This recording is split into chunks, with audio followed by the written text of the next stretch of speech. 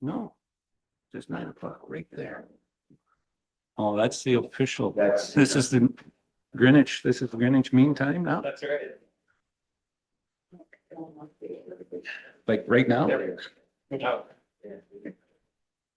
Okay, Jamie. Okay.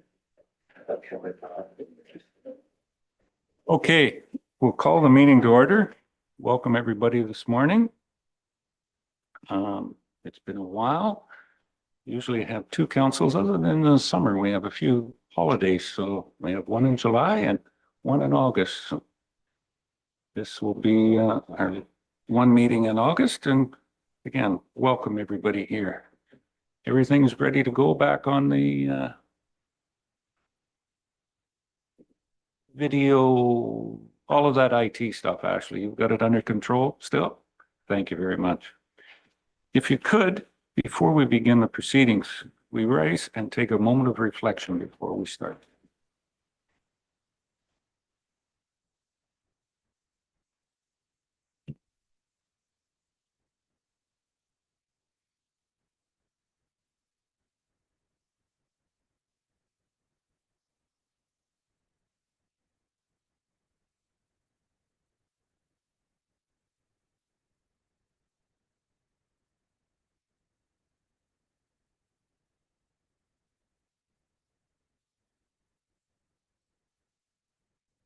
And before we proceed any further, can you let anybody know that's out there how they can join in, Ashley? And or if they do get disconnected, Ms. Noble, please. Thank you. And through you, Mayor Eccles, before I begin, at any point, if you get disconnected, you can dial 1-647-558-0588 and enter the ID for this meeting, which is 891-5626-2480. For members of the public, if you require any technical assistance, please send a chat message to West Gray Communications and I will attempt to assist you. Thanks.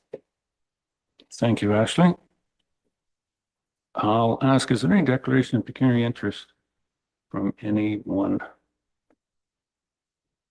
on anything that is from council? Can be declared at any time if it does arise.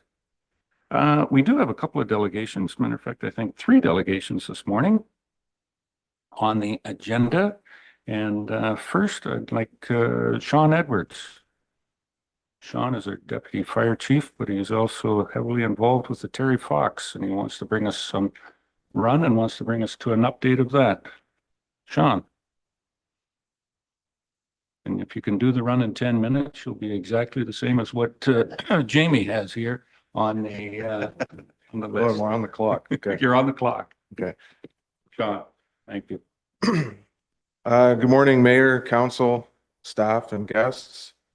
My name is Sean Edwards, and most of you know me in a different role, as the mayor mentioned, but I'm here today to talk about the Terry Fox Run, specifically the West Gray Terry Fox Run.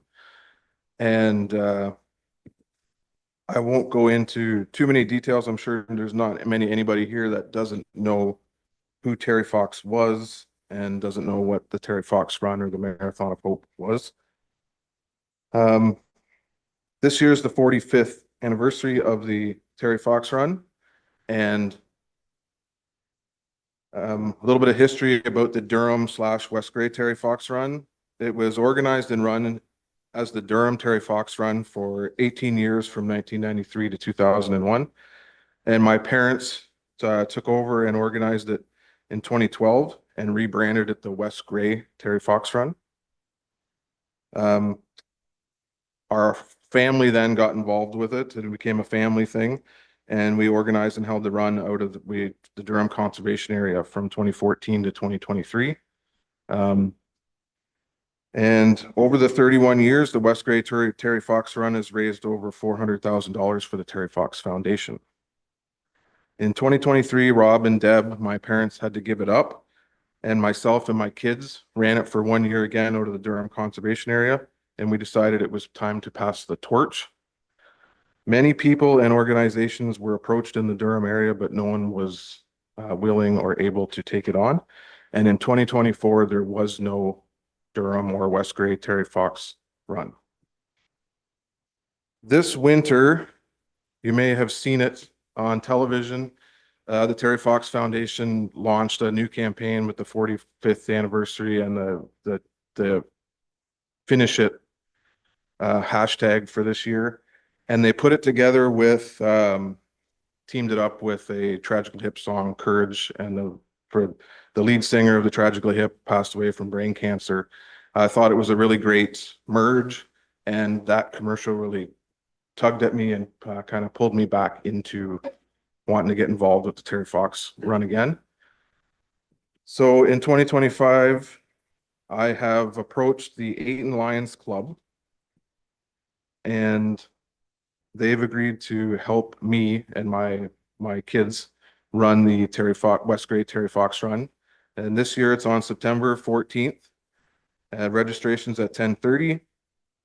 And the run or walk is from 11 till 2. And it's at the Ayton Centennial Park, utilizing the pavilion for registration and the safety of the fenced-in ballpark area for the run. The venue has been booked and proof of insurance provided. The distance around the park is approximately 500 meters. So people will be able, that'll be posted and people will be able to choose the distance that they want to do. And the Lions Club will be assisting with promoting it, helping with registration, and they're hoping to run the food booth at the pavilion to raise additional funds for the Terry Fox Foundation. I'm here today to just get it out there that the West Grey Terry Fox run is back and it has moved. It's going to be held in Ayton. If you have traditionally done it in Durham at the conservation area and you wish to do that again, you certainly can. They're really heavily promoting the online registration. So you can do it your own way. You can do it your own, in your own place if you want. And you can still raise funds and donate to the West Grey Terry Fox run if you wish. I'm asking for West Grey to help support it by helping promote the event on the website, through the community calendar, on social media if possible, providing pylons to help mark out the route the day of the run, and providing barriers to keep vehicles out of the park during the event, similar to what they do when Ayton holds its annual family ball tournament. They block off so cars can't come in. I've also approached the Ayton firefighters and they have agreed to have some people there just in case for first aid or anything like that. And there is a poster in the vestibule with a QR code on it, and there are some of these cards just outside at the front desk with the QR code on it too. It'll take you directly to the West Grey Terry Fox run where you can register. So I would challenge council and West Grey staff to put together a team and do some fundraising and help support the West Grey Terry Fox run. Is there any questions? Councillor Hutchison. Doug, go ahead. Not really a question, but I just want to say thanks, Rob, for rejuvenating this Terry Fox run. I've been active participant and supporter of it for years and years and years, even since it began. So I think it's great that we've continued it. It is a West Grey thing, so it's good that we move it around a little bit. So looking forward to it, and hopefully people will get involved and support it. Thank you. Anything else? Just one thing, and I do know, Sean, I have seen you, we participated in a number of runs, walks. Are you going to do it as you did a few years ago, in your full fireman's outfit and do the run? Like, you know, that may generate a few more dollars. Yes. Maybe that's something that we can work out if council would like to challenge me to do that and we hit a certain donation threshold. I may consider doing that. Okay. I'm just not sure you want to do it on a day like today. No. No. Or we'll need a couple of firemen to resuscitate in that heat that's out there. Nothing else. Thank you very much. We will discuss this and see how we can participate. I'm pretty sure that I'll be there, whether it will be with a team or how we get it. But again, to reiterate from Councillor Hutchison, thank you very much for stepping up again and getting one of Canada's, not just West Grey or Ontario, but one of Canada's heroes, a function that has brought a lot of attention and a lot of success to the fight against cancer that did take Terry Fox's life. So again, thank you very much, sir. All right, thank Really you. Appreciate it. One last piece I forgot to mention, the Terry Fox Foundation, like, if you do your research into what you're donating your money to, the Terry Fox Foundation, over 70 cents of every dollar goes directly to cancer research, and it's almost all kept in Canada. If you compare that to some of the other organizations that are out there doing research for cancer and things like that, it's dramatically different. The Terry Fox Foundation is one of the highest of any charitable nonprofit things where their actual money goes to directly to what they're doing. Super, sir. Thank you. All right. You did very good. Record time. Just got 2 minutes left. Our second delegation this morning is a Saugeen Preservation Society. And Judy Smeko, I'm pretty sure Judy. Please, floor is yours, Judy.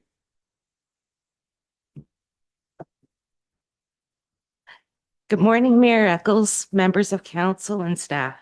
It's nice to speak to you all again today. We've reviewed the staff report on moving forward with the request for proposal to update aggregate policies. Today, I want to speak on a few key items, both in the report and missing from it, that are crucial to West Gray's success in this process. The RFP is not the only path forward. There are potentially more cost-effective and efficient ways to achieve the same or better results. Many aggregate policy issues are universal. Socioeconomic impacts, noise, air quality, and effects on land and water. Caledon and Muskoka have already modernized their policies using up-to-date science. The groundwork is there and is proven. By learning directly from municipalities that have successfully done this, we can reduce cost, save time, and build from a tested foundation. There are very few unbiased experts who have hands-on experience modernizing aggregate policies. Reaching out to those who have already succeeded could be a far better investment than starting from scratch. But this work, whatever form it takes, needs to happen after an ICBL is in place. That is step one. Next slide, please. The staff report notes the risk of appeals, and that's valid. But recent Ontario tribunal cases show that West Gray has a strong ground to stand on. In Caledon, they used an ICBL to pause approvals while updating policies. It was challenged by CBM aggregates, and the tribunal ruled that Caledon acted within its rights and that timing and use of the ICBL were rooted in sound planning. In Muskoka Lakes, they updated policies for a tourism-based, environmentally sensitive economy. They kept a 2-kilometer waterfront setback for pits. The industry appealed, and the OLT upheld the policies in full. The takeaway here is both municipalities faced appeals. Both won. These rulings make it far less likely that West Gray would face a successful challenge, and if challenged, you'd have a solid precedent on your side. Next slide, please. The purpose of an ICBL under Section 34 of the Planning Act is temporarily freeze development so you can study, consult, and update land use policy without leaving your community exposed. I spoke last night with Alan Ramsey, the planner behind Caledon's successful ICBL and policy update. His advice was crystal clear. Timing is critical. Move forward to the next steps now. Implement the ICBL now to stay ahead of current and new applications. Without the ICBL in place, West Gray is vulnerable for nearly a year under the proposed RFP timeline. This means pits could still be approved under outdated policy. If you wait until after the study to enact the ICBL, you defeat its purpose entirely. Our ask is for you to put the ICBL in place today. Protect the municipality while you explore the best path forward and take it. Next, please. The staff report leaves consultation format open for council to decide. Regardless of the chosen policy update path, stakeholder and public consultation will happen, but how it happens matters. From speaking with the Forks of the Credit Preservation Group in Caledon, we know their consultation format was ineffective. Stakeholders and the public were engaged separately, meaning no real dialogue happened between parties. Their advice: combine stakeholders and the public in the same public meetings.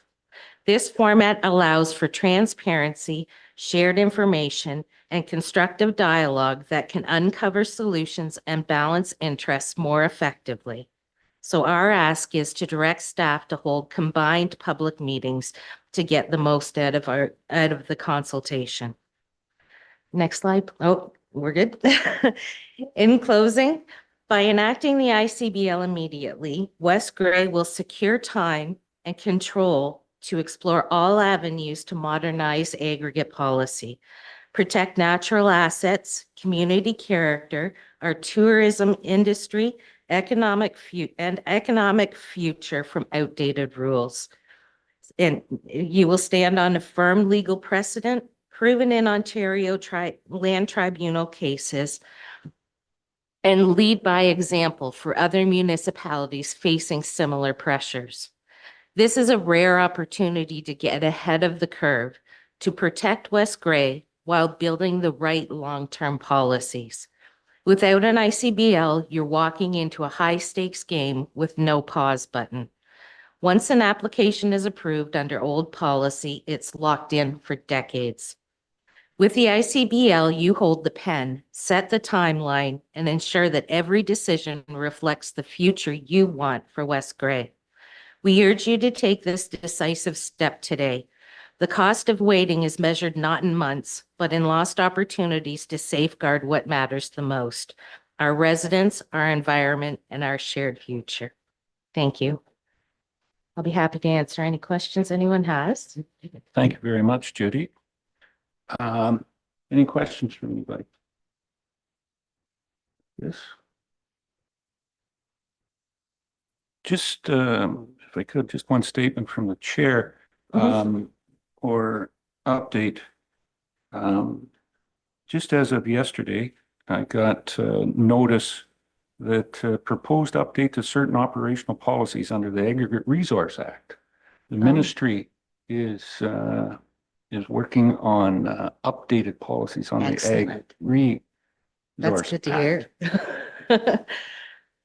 I haven't had time to research what those updates are meaning or where the policies are going, but that just came out from the MNR yesterday, and they'll be looking for comments on the environmental, no, I can't think, but right now the site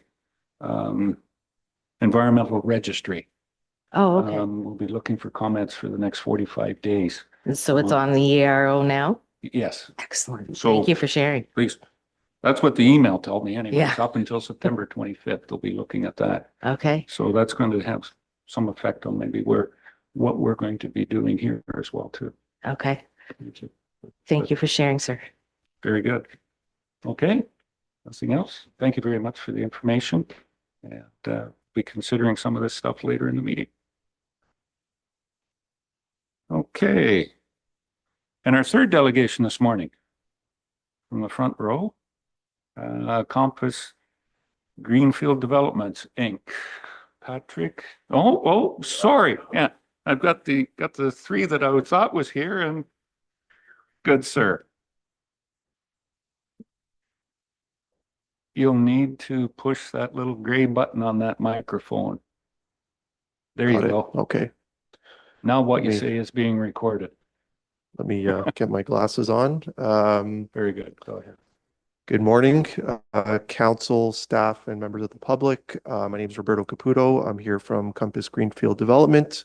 I'm here to introduce you to our Hanover Agrivoltaics project in your municipality. Next slide, please.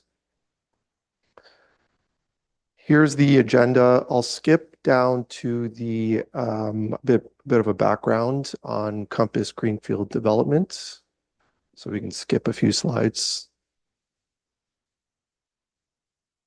Yep, thank you very much. So a bit about Compass. We started as a business under a consulting branch in 2011, offering renewable energy services to clients. In and around 2018, we started developing our own projects. Following the last Ontario procurement, the LT1 procurement, in which we were awarded several battery storage contracts with the ISO, the president of the consulting business decided to create a brand, a development brand focused on being a long-term owner, developer of solar and BESS projects.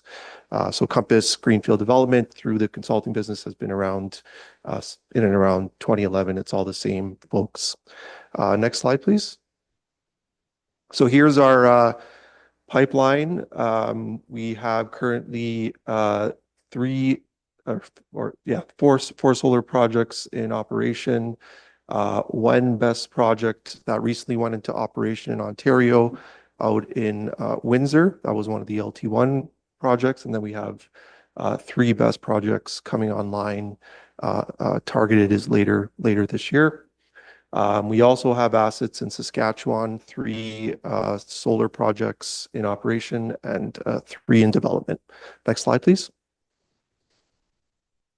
So probably have heard this from other developers who have been here for the same purpose. Ultimately, the ISO has issued or updated their demand growth forecast. And basically what they have found is that there's a 75% demand growth by 2050, energy demand growth.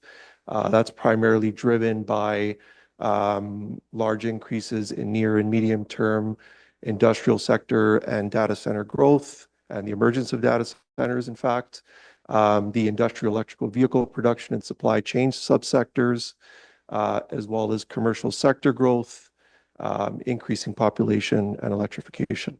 Next slide, please. So as a result of that, the ISO has launched the long-term 2 procurement. It has multiple windows, in fact, 4 windows. The plan for this project that we're proposing in your municipality is to submit it as part of window 1, which has a submission deadline of October of this year. Next slide.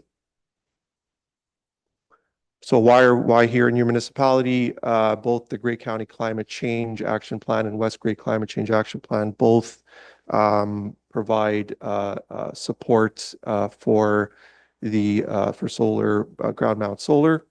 Through a project like this, there's several community benefits. There are going to be jobs created through construction. We are offering a community benefit agreement, $1,000 a megawatt AC. It'll be an annual payment commencing on commercial operation. We'll pay for any third-party costs incurred by the municipality to support the project. And then, of course, we do have a lease currently with a landowner. We're paying a rent to the landowner, which it then gets reinvested into the local economy. And then, of course, an increased tax base through the project as well. Next slide, please. So here's the proposed project. One of the requirements of the ISO is that you are unable to cite a project that is designated prime ag as per the official plan. As you can see here, so the red parcel is the parcel of interest. It's located on land designated rural, which is allowed by the ISO. The parcel itself is located at Grey Road 4 and Grey Road 3. That's the main intersection. We're planning to interconnect the site through a private line build to existing Hydro One infrastructure on Highway 28. Next slide, please. So here's a preliminary design we prepared for this project. The blue represents ultimately the footprint. So that would be the arrays, the solar arrays for the site. We are ensuring the other big feature, of course, with this project or any solar project is we're planting a visual screening especially as you can see at the front of the site. There are a few neighbors, so we're ensuring that we plant trees that are at 10 feet high. We're going to work with the local arborist, of course, to determine the best species for the site as well, with the target growth of 15 feet over time. Is the next slide, please. So here's a look and feel of one of our projects in Ontario. Next slide, please. So the details of the project, there'll be steel piles that'll be either screwed or driven into the ground. That what will dictate that will be the geotech survey that we eventually do. That'll dictate what type of pile we use for the site. Will be spacing, inter-row spacing of 25 feet. As I mentioned, the visual screening, we are operating the site. We do have 24/7 remote monitoring of the site, as well as we're planning for 4 scheduled scheduled site visits per year.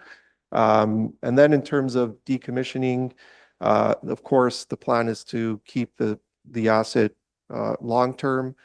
We'd be responsible to decommission the facility, return it back to the pre-construction state, but as a buffer, what we are also adding for decommissioning is a decommissioning security, which would be basically the value.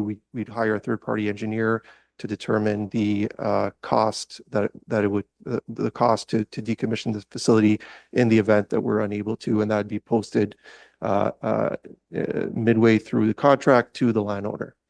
As I mentioned at the beginning, this is an agrivoltaics project. The component that we're using for agricultural here is sheep farming. So if you go to the next slide, that would be the phase 1. This is a common practice used across Canada as well as the US.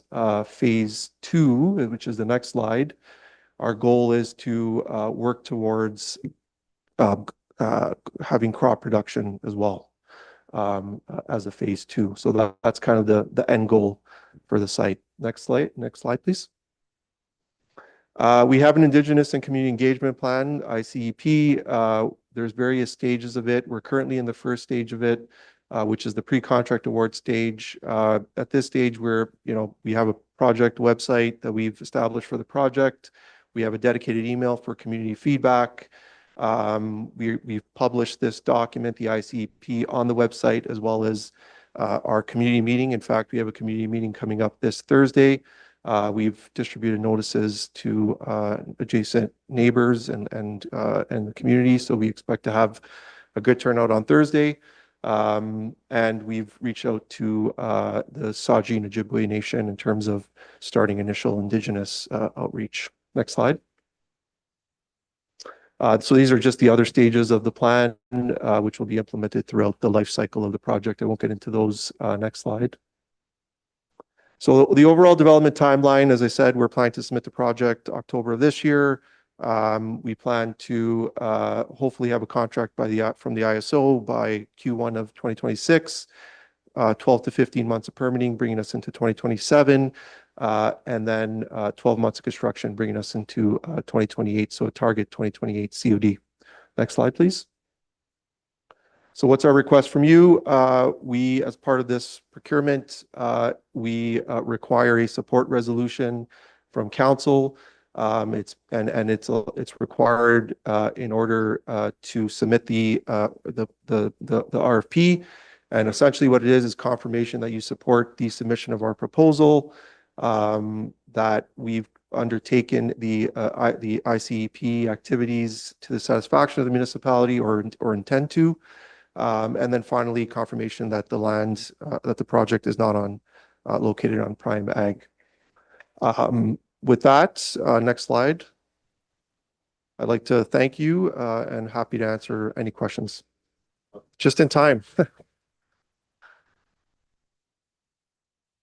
Out of 3 presentations, you get the gold medal. That was dead on. Thank you very much. Any questions? Anyone?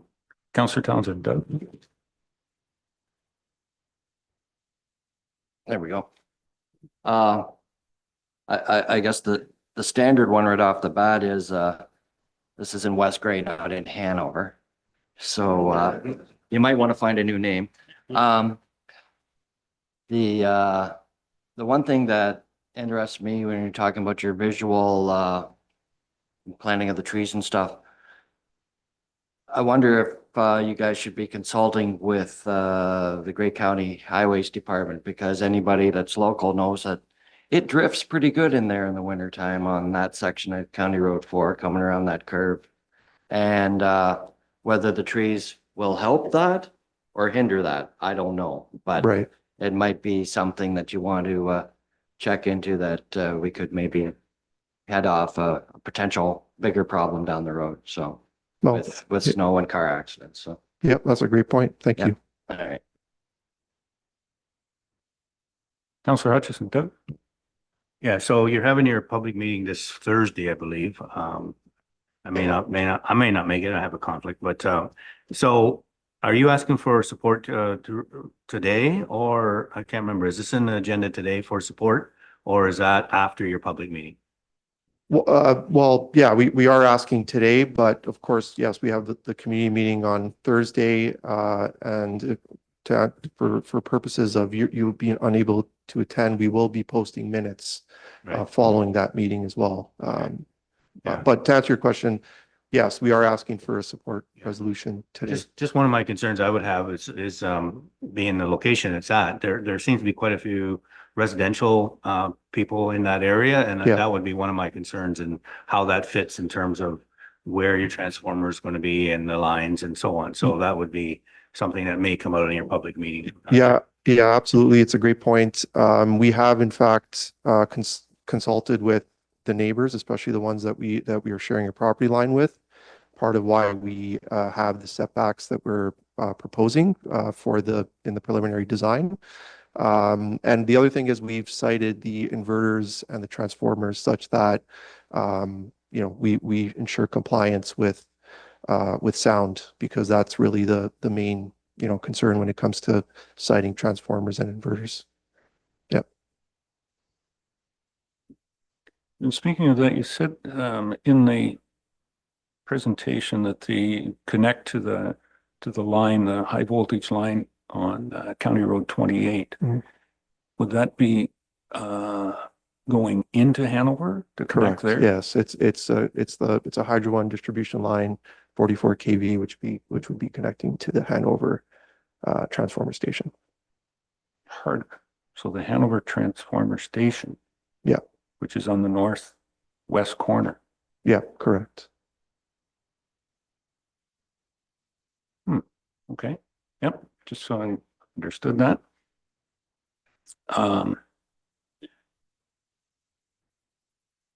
Anything else? Anyone else? Jeffrey, Councillor Shea. Yes, thank you. Good morning. So in our request to you part on the last slide, I believe, it indicates that we are to confirm that you've undertaken the necessary consultation and that this is not located on prime agricultural area. Who in our organization is going to be responsible for looking after those details? Do we know that?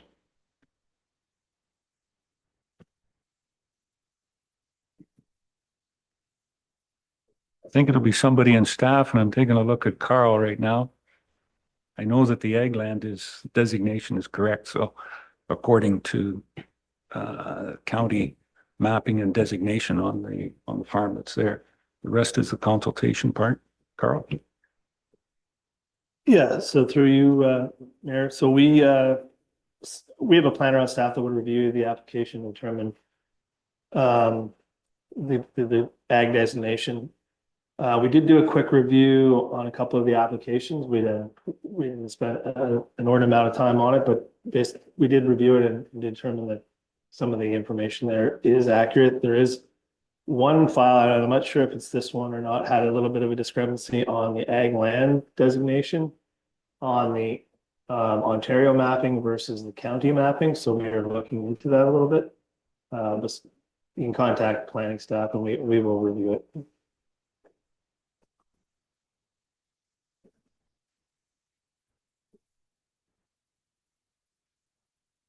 Anything else? Well, thank you very much. We'll take it under consideration as we go forward.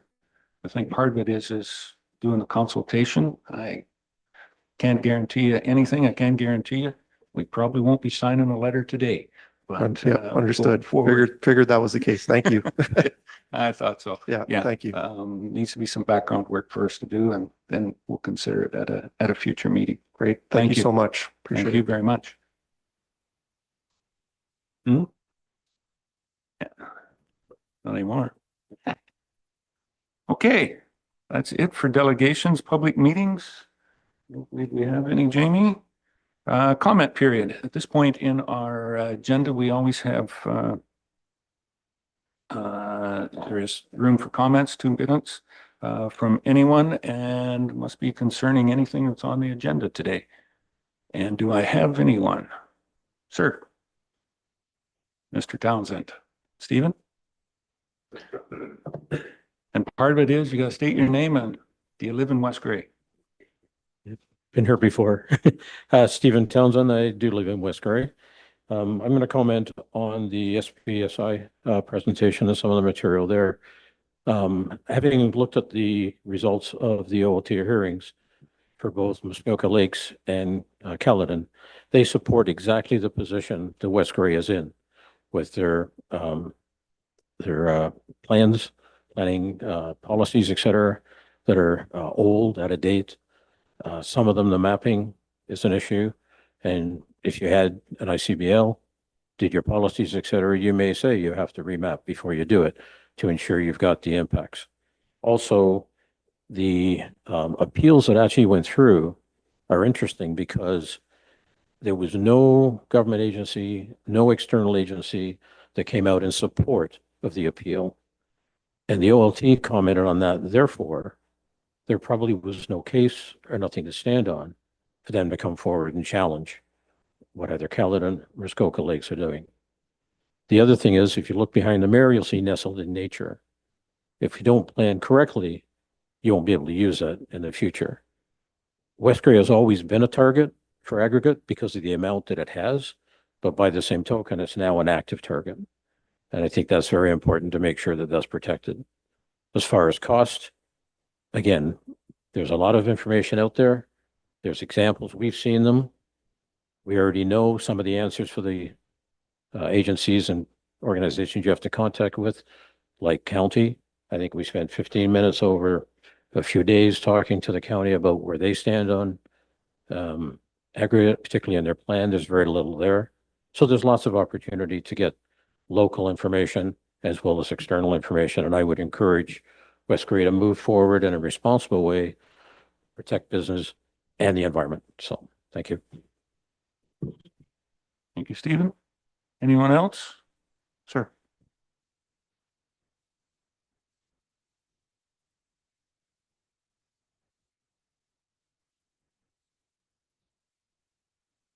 Okay, my name's Alan Ashton. I'm a resident of West Gray. I'm just to build on what Stevens and Judy have both said. I don't want to repeat too much, but I think it's important to note that since Caledon and Muskoka have already been through this, the issues really are not that different from what we're facing here. In Muskoka's case, the water, we don't need to reinvent the wheel here. Okay, this in terms of cost. I know the staff report projected a cost. I think we can substantially reduce that by using what's already been done and thereby save ourselves some money, but also build on some already founded policies, well-founded policies. The last point is, and Stephen mentioned this a little bit, we need to get this right now. So implementation of an ICBL immediately is the best path. We have a responsibility, all of us have a responsibility to our neighbors and to our kids and our future generations to protect the Saugeen River and to protect West Gray. And not only for us, but for the people that are downriver from us as well. There's thousands living downriver as well. So we need to take this very seriously. So thank you.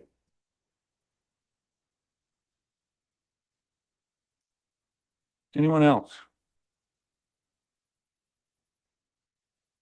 All right. Marion Ratcliffe, West Gray. And I'll just be real quick and say I support this ICBL idea. I really do think we need to put a hold on everything while we get our act together and get things sorted out. Thank you, Marion. Yes.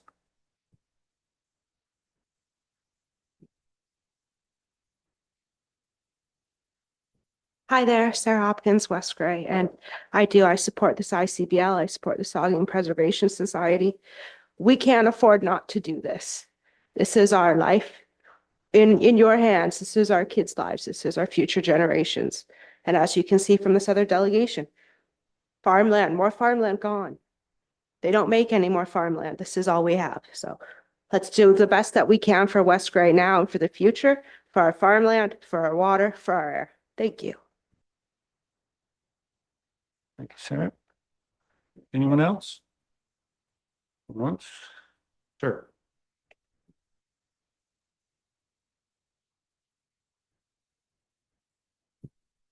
Hi, Bill Burton, West Gray resident. I support the ICBL. I think anything worth doing is worth doing right the first time, not having regrets down the road on things that we could have done when we start to see the damage that's done to the community, to the social fabric of West Gray. So I would encourage the council to please engage an ICBL and get it right the first time. Thank you.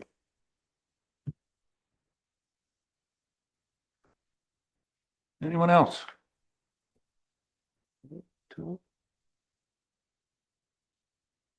Okay. Thank you very much. Then we're on to number 7 on the agenda.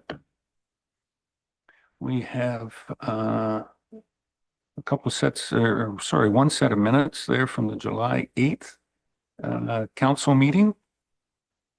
Do I have a mover and a seconder? Moved by Councillor Noon, seconded by Deputy Mayor Hutchison to adopt those minutes as presented.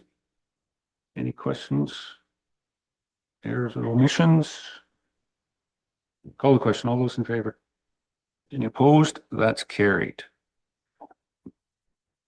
Excuse me. Committee and board reports, number 8. We have 1, 2, 3, 4 sets of minutes there. A couple from Grey County and a couple from police services. We can do that under one motion. Do I have a mover and a seconder to receive those minutes? Moved by Councillor Forrester and seconded by Councillor Townsend. Any errors or omissions? Comments? Councillor Hutchison. Yeah, there's a typo error, but I just have to find it here. It's in the police report.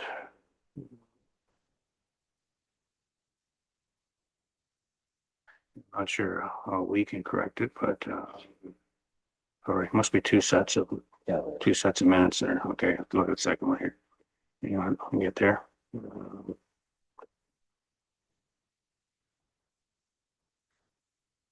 Oh, maybe it's down further down. Sorry.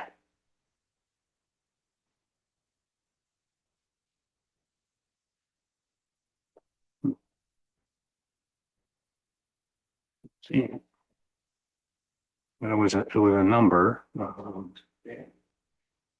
It's 3 articles, just as a reminder to everyone, council just receives these for information. We don't have any control over their production or how they're written, so it's just for council's information. So. Okay, I can leave it and bring it to the attention of the board members. I can't see it right now, but there was a number in there that wasn't correct. It was basically needed a decimal or need to be corrected, but I can't find it right now. I'm not seeing it, but I did make a note of it, so I'll leave it. Thanks. Be left, there's a couple of members, council members that are on those two on that board, 2 individuals, so you can make them aware of it. They can, yeah, we can't adjust them. Just receive. All right. Anything else? Call the question. All those in favor? Any opposed? Carried. Number 9, correspondence. And we do have a number of correspondence in the package that request council direction. So we'll start with 9.1.1. There's a request there from Grace Lennox. And wanting to some of our smaller hamlet areas, I think, to make a digest of it. She wishes to have signage up on at least Allscope, I think it is, yeah, down there. How does council want to deal with this? Tom? Thank you, Mayor Eccles, and I think this, I guess I would endorse that throughout all our hamlets, et cetera, throughout the municipality, but I think it needs to be a budget item that would have to be brought forward on the budget for consideration. That's all. I could make that recommendation, sir. Okay, so you're making a recommendation that to address this, we put something into the 2026 budget for signage. Jamie? Mr. Clerk, can you put that into legislative language? Yes, through Mayor Eccles, I believe what Deputy Mayor Hutchinson said was that council requested the mayor consider the installation of location signs in the hamlets as part of the 2026 budget. That's exactly what you said? You've got it. Good. Missed one word, but it's got it. There was an in there someplace. Sorry, Doug? Yeah, I just had a question with that. Can you second that? Sure, I'll was a second motion that, and then I have a before, question. then- Okay. Go ahead. So we do have signs out there now in some hamlets, I know. I'm just wondering what policy do we have? How does this fit under present policy, and where are we at with that? That would be a question for the, Madam CEO. You haven't spoken yet today. Good morning, council. I was going to wait for the Director of Legislative Services to jump in about policy, but since he didn't, I put up my hand. I'm not aware of a policy that we have related to signing of our villages and hamlets. Oftentimes in communities, a heritage committee would lead this kind of initiative. And to Deputy Mayor Hutchinson's motion, I think it makes sense to make sure we're identifying some kind of approach and perhaps hierarchy for council consideration on where signage should be placed to recognize that. I could add, we do have some of that is done within the municipality or the municipalities of Grey County, the lower tiers by the county on county roads. Benesson, Ebenezer, Mulkey, Louise, you can name a few of them that we have that were historical outposts, maybe, a store or whatever, in different places that are recognized. Barhead, but then you got to figure out which way is it spelled? Well, it's spelled today or the way it was spelled back then, and that gets into quite a debate, but we did on Barhead. But you know, I'm in favor for the ones that we don't have. Maybe we could come up with some type of a policy, and it's Thomas saying for 2026. Okay. Any other comments on this? Tom? Yeah, thank you, Mayor Eccles. And real quick, I think we've had this discussion before at the table, and I think the only, when we're looking at this, and if there's any that need the be identified or signs done, then what we need to do is maybe collectively, we should do a stock on, make sure that they're all consistently the same, looking the same, I guess, if you will, because then, we have a brown one there, a green one there, but if we're going to use historical, maybe we'll try to work towards a more consistent look. Thank you. Michelle? Thank you so much. Through the chair to council, we are broadly looking at gateway signs and how they all intersect and what that hierarchy looks like. As many of you are aware, the county does supply those brown signs that you see that are more consistent across all of Gray County related to heritage signs for villages and hamlets. And as the mayor said, they install them on county roads, and the municipalities can do that, pay for the signage and have them within their own municipalities as well on non-county roads. So I think identifying and looking at that hierarchy, and to Deputy Mayor's point, what each of those signage would look like. So heritage signs are this configuration, et cetera. Okay. We do have a motion moved and seconded to include this in the budget coming up in 2026. Put a line in for some funding. As Gary, I'm looking at you, we do not have anything in for signage on budgets at this point in time in a 2025 budget. No. Okay. Look at that. Everybody's okay with what the motion is? Call the question. All those in favor? That I'll declare is carried. Okay. Second one, 9.1.2, Municipality of Grey Highlands is taking the lead on some action at Stoddard Hall for an accessibility project with the Stoddard Hall committee. Historical. What's the thoughts on this one as a member of the Stoddard Hall committee? Councillor Hutchison. Yeah, so actually I was a little surprised to see this come through because I wasn't totally aware of all the details in here, but I have mentioned before that the Stoddard Hall was looking at making it accessible and they were looking at doing something going forward. And so obviously Grey Highlands it's in Grey Highlands, so Grey Highlands taking the lead on this, but they're looking for our support. And to me, it looks like they're not necessarily asking us for monetary support. They're looking to apply for a grant.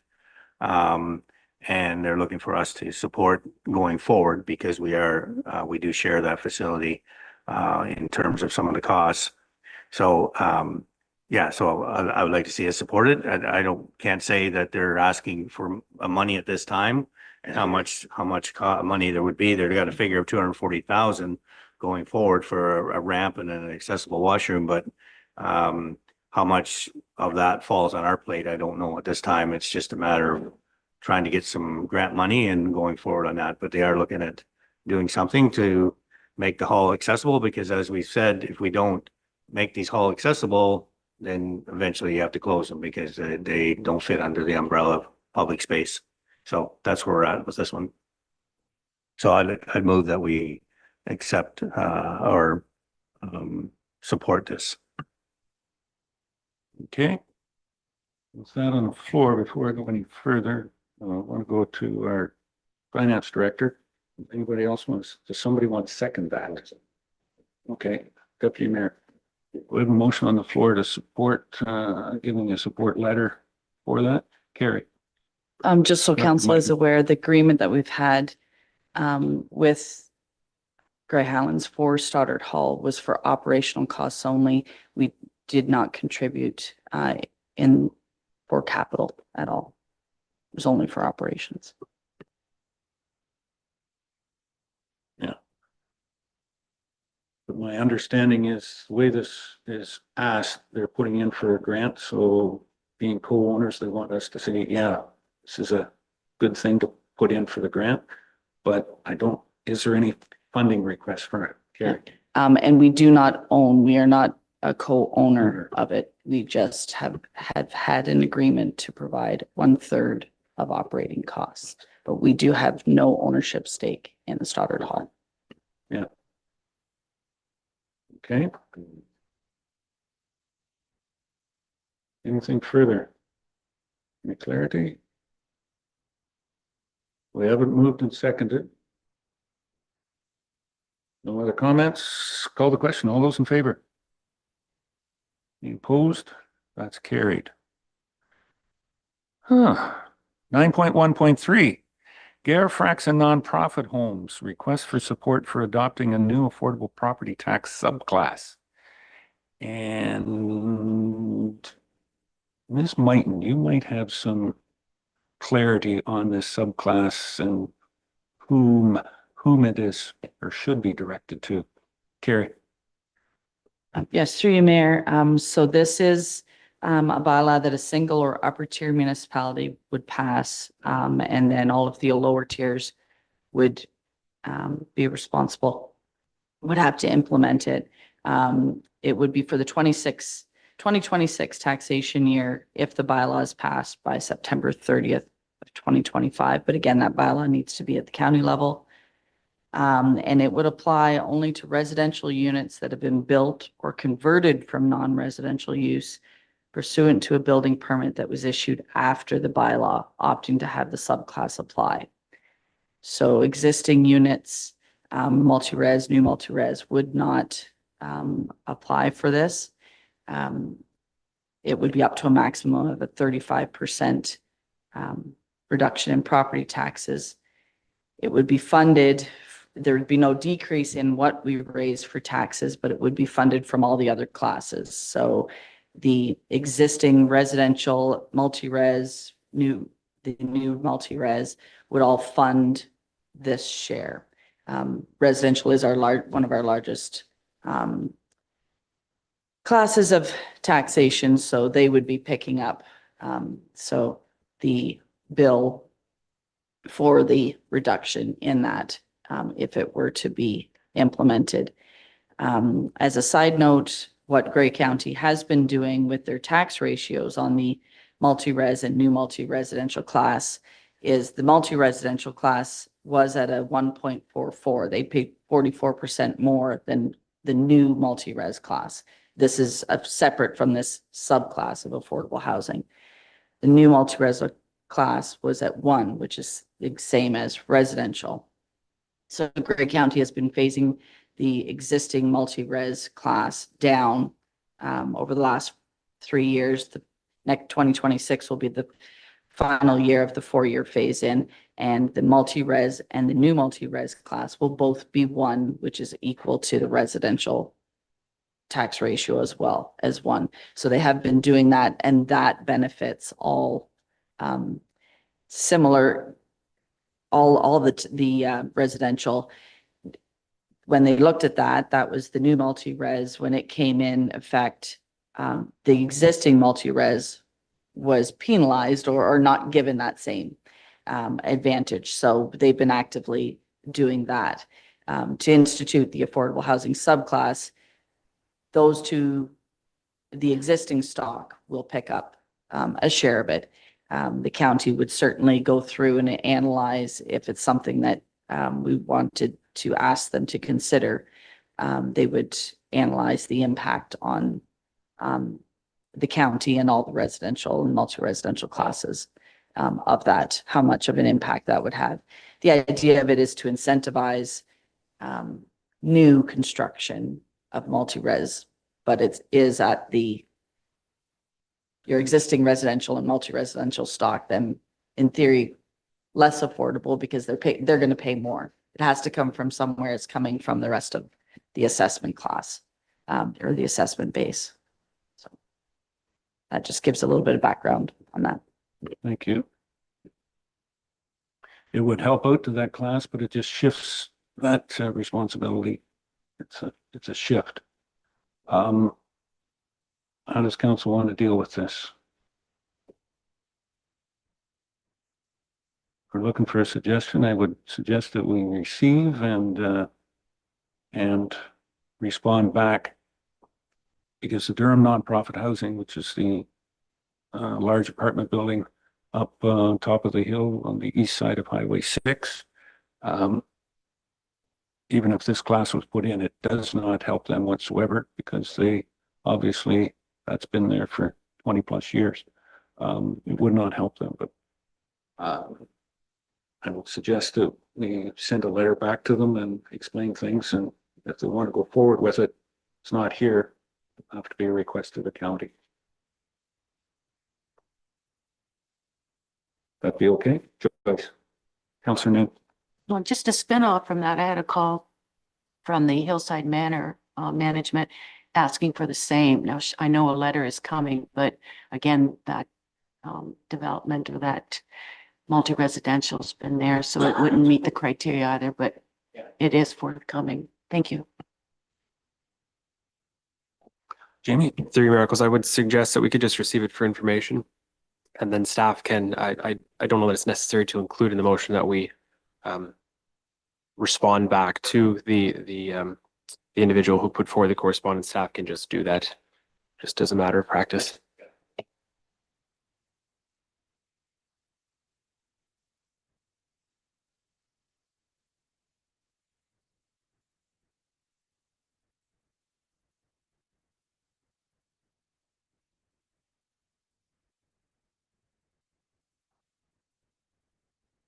Very good.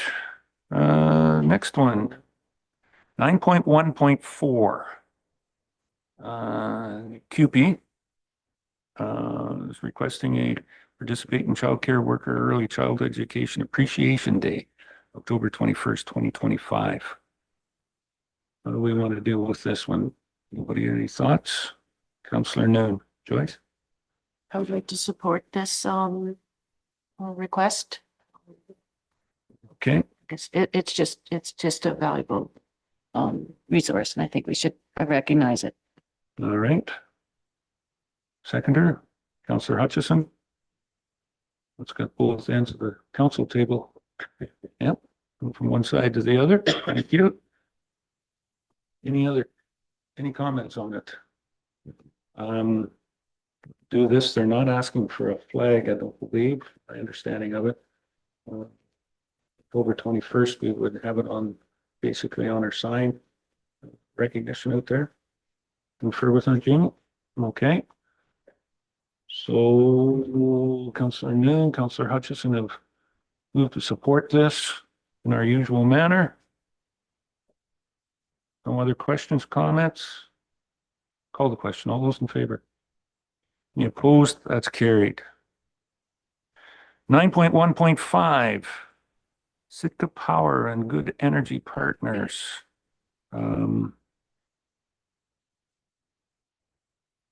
They are requesting a municipal support resolution.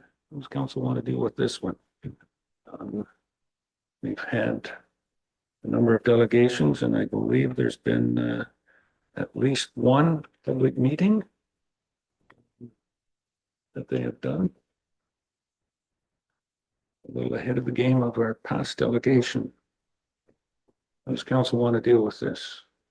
Or Jamie, do you want to speak about it? Go ahead.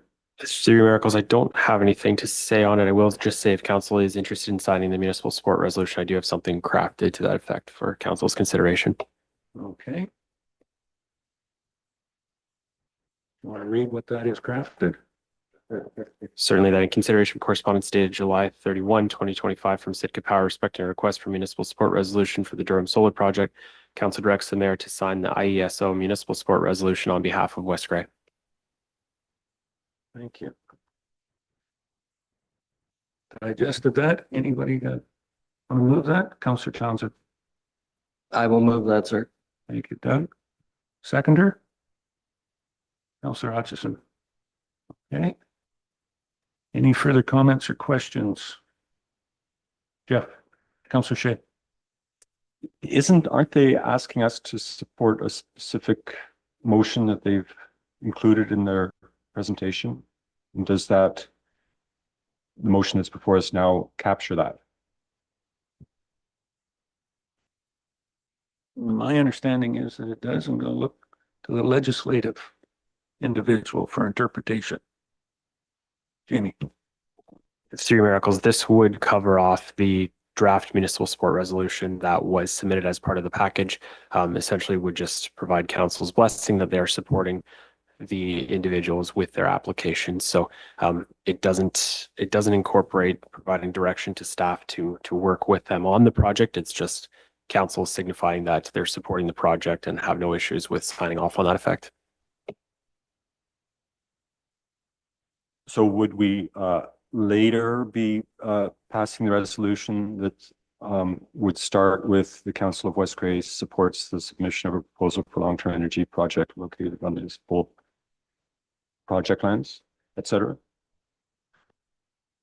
Through your miracles, certainly council is able to do whatever they wish. In the past, when we've had these requests for municipal support resolutions, so for example, the battery energy storage system, this is the motion that has been used. So this is consistent in practice with what West Grey Council has done previously.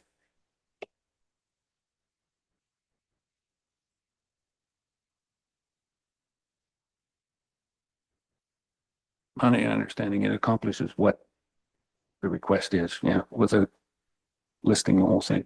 Okay? All right. Any other questions? Call the question. All those in favor? Any opposed? That's carried. 9.1.6, Metlin Energies and Metals and Good Energy Partners. Huh. These Good Energy Partners are here couple of times. A different project that they're applying for. Same thing as a municipal support letter for Clearwater. And to Councillor Townsend, it's not Hanover, it's Clearwater. That's a municipality over in Simcoe County, for God's sakes. Yeah. Jamie, I'm sorry. I diverged. Three Miracles, just a comment on this one. So the proponent did provide correspondence to myself yesterday, updating the municipal support resolution from what was included in the package, just to include some additional pins for some surrounding properties that they're wanting to include as part of that support through that application. So the revised municipal support resolution, as I have received, just contains a few extra pins. Okay, so meeting there was a little bit more acreage than what, but was it significant or? It's not significant, no, it make any difference. Okay. So we have that motion. Does somebody want to move to support? Moved by Councillor Noon, or you're not, okay, let me get it on the floor and then we can comment on it. Councillor Shea and Deputy Mayor Hutchison. Comments on the motion? I apologize, but mine was more of a comment. I was wondering if we couldn't table this until after their public meeting on Thursday, just to get the general. This one's a totally different application. This is the one down on the 18th. Oh, this one. Sorry. Oh, right. Okay. Yeah, yep, okay. Right. Yeah. Okay, then I'm going Clear? with the motion. Thank you. All right. Yeah, no, there is a few of them, so it's not to, can happen. Any other comments or questions?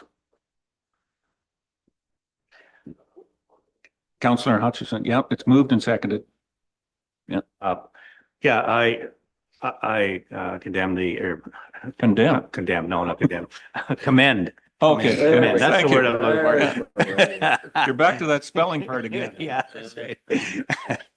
Too many Timmy's word searches there. I like the idea that this group is branching out and trying something a little different and using cattle pasturing if possible and looking at other crops and so on. So I think that's great.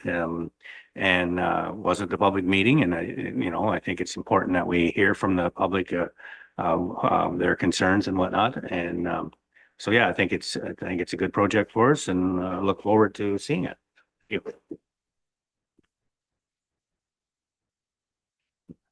Thank you. Any other comments? I'd just like to make one comment on the fact that in our strategic plan that we did a year and a half ago, one of the things that we looked at was more industrial commercial development, and it doesn't fit into traditionally what we think about as an industry, but it is an industry and it is industrial production. And I think it's unique here to West Grey, so it fits into our strategic plan, these projects. Okay, thank you.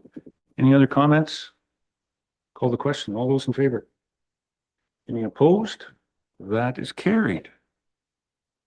Thank you. Okay, now down to the rest of the package. I believe there's 4 or 5 pieces in there, if memory serves me right on reading it, which we can, is there anyone under 9.2 that council wants to pull for further discussion or comment? Councillor Hutchison, Doug?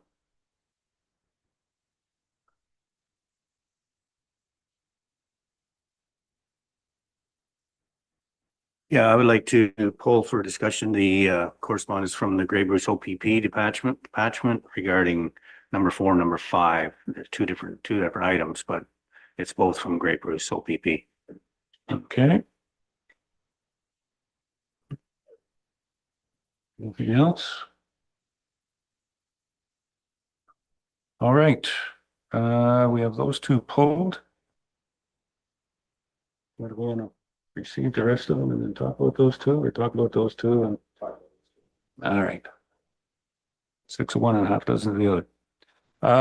Correspondence from Grey Bruce OPP Detachment Board regarding an appeal to the Ministry of the Solicitor General for reinstatement of provincial funding, number 4. All right, we've got that one out for discussion. Or how do we want to deal with it, Doug?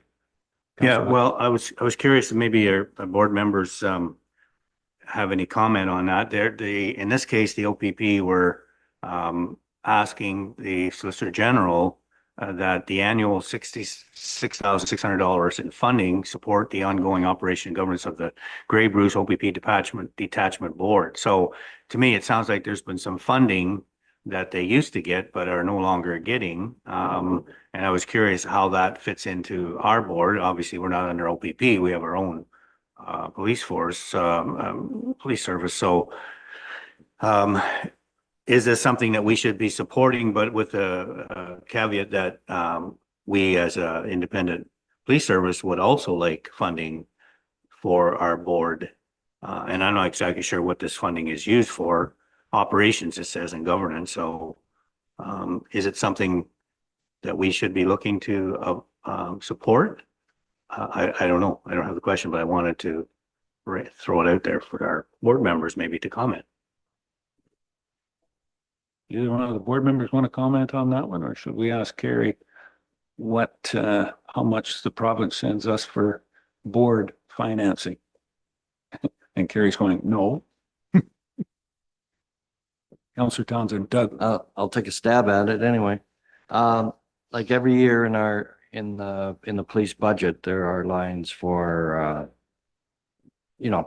expenses for the police board, and anything they incur if they go to conferences and whatnot. And that's in our package every year. Do we receive any government funding for that? Again, I would have to ask Carrie, but I don't think we do. I don't think we get any government funding. So if the OPP boards are jumping on board and saying they are requesting some dollars from the provincial government to help offset the cost of operating a police board and their police board members, then yeah, wholeheartedly we should be asking the same question. Yeah. I think you're exactly right. Councillor Noon, Joyce? Also with that, I know the provincial members on the board currently have done, but they would get their per diems paid through that same kind of line GL expense account. The council representatives have it through their per diems, their regular per diems, that it's not over and above. It's just part of their requirements as a council member. But I'm not sure about mileage. So if all mileage brought in from all board members goes to that line entry, or if mileage just goes directly to council's per diems as well. Thank you. Okay. CEO Harris. Michelle? Thank you, Council. I should note as well, back in the fall of 2024, you may recall that the province subsidized, because of the new collective agreement, a lot of our municipal partners who have OPP services were hit with a substantial increase in their levy from the OPP. And while that was great for them, there was a joint letter that was sent to AMO and our MPP from Hanover, Owen Sound and West Gray. We're requesting parity as well, because when, as we know, when the OPP collective agreement goes up, that impacts our police wages as well. We did receive a response back from AMO saying they are continuing to advocate for the importance of policing, but didn't specifically speak to police services that are supplied at a municipal level. So I think this is a broader advocacy level when there's our argument or position was that if there's provincial tax dollars going to support policing, OPP isn't the only form of policing across the province. So we're continuing to do that. There hasn't been much conversation yet, but I think it's part of a bigger discussion related to policing. And perhaps some of you, I know we do not have a delegation at AMO with the Solicitor General, but for those council members who are attending, this might be some discussions if you're seeing people at the conference that you may want to breadcrumb to any of our provincial reps. Might even be a question at the bear pit session on Tuesday. Okay. With that discussion, do we hear anybody or just leave it for receiving? Doug? Right. So I guess that was my question. Is it something worthwhile that we should support? Or do we just want to leave it that we continue to fight for some funding?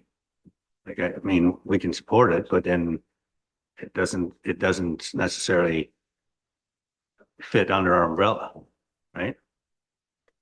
Yeah. My mind, we should just receive it. Okay. The next one is different. Right. We may have a different approach on that one, but this one is just receiving. Yeah, because again, it's the OPP boards, wishing to get their funding back, but the CEO said, yeah, what about the municipal services that supply policing and the province isn't offsetting that with their idea that, oh, by the way, policing costs are going up and here we'll subsidize you. Mm-hmm. No, so you're moving to receive? Yeah. Mm. Yeah. Okay. Okay. All right. With that, yeah. Just giving direction, put that one back into receive. Number 5 is a correspondence from the OPP detachment, Gray Bruce, on requesting the Solicitor General to review the reform of the provincial offences system. Okay, so this one, I'll just read some of the in the resolution. Therefore, it be resolved that the Grey Bruce OPP Detachment Board formally expresses deep concern and displeasure at the unexplained and substantial withdrawal of the POA charges, provincial offences charges in our region, and the negative impact that this action has on community safety, public trust, and municipal cost recovery. Be it further resolved that the board endorses AMO's and AMCTO's call for third-party review of the Provincial Offences Act system and support efforts to modernize POA legislation to better reflect current enforcement and judicial needs. So, as you said, Mayor, maybe that's one that we do support because it affects us all, regardless of what police force is involved or what police service. So I'd like to support that one if we could. Okay. Seconder for that? Councillor Townsend. Thank you. Any further comments on that one? I'll call the question. All those in favor? No opposed? That's carried. Okay. Any other ones that anybody wants to speak to?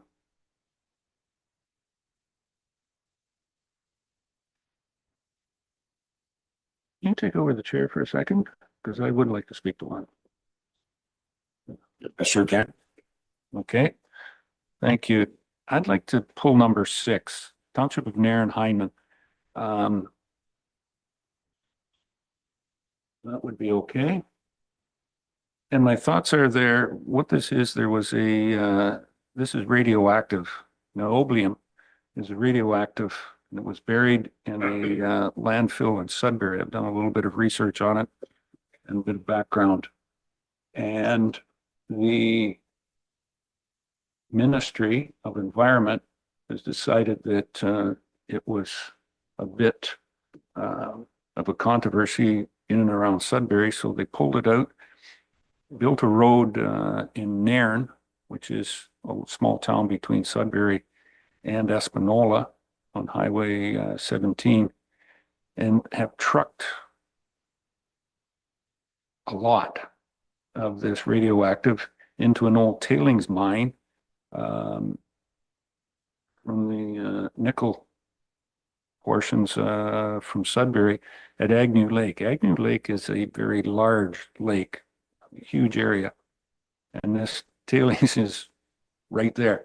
And they started dumping without Nairn, without any public consultation, without any consultation with two of the indigenous nations as well, and it's caused quite a controversy.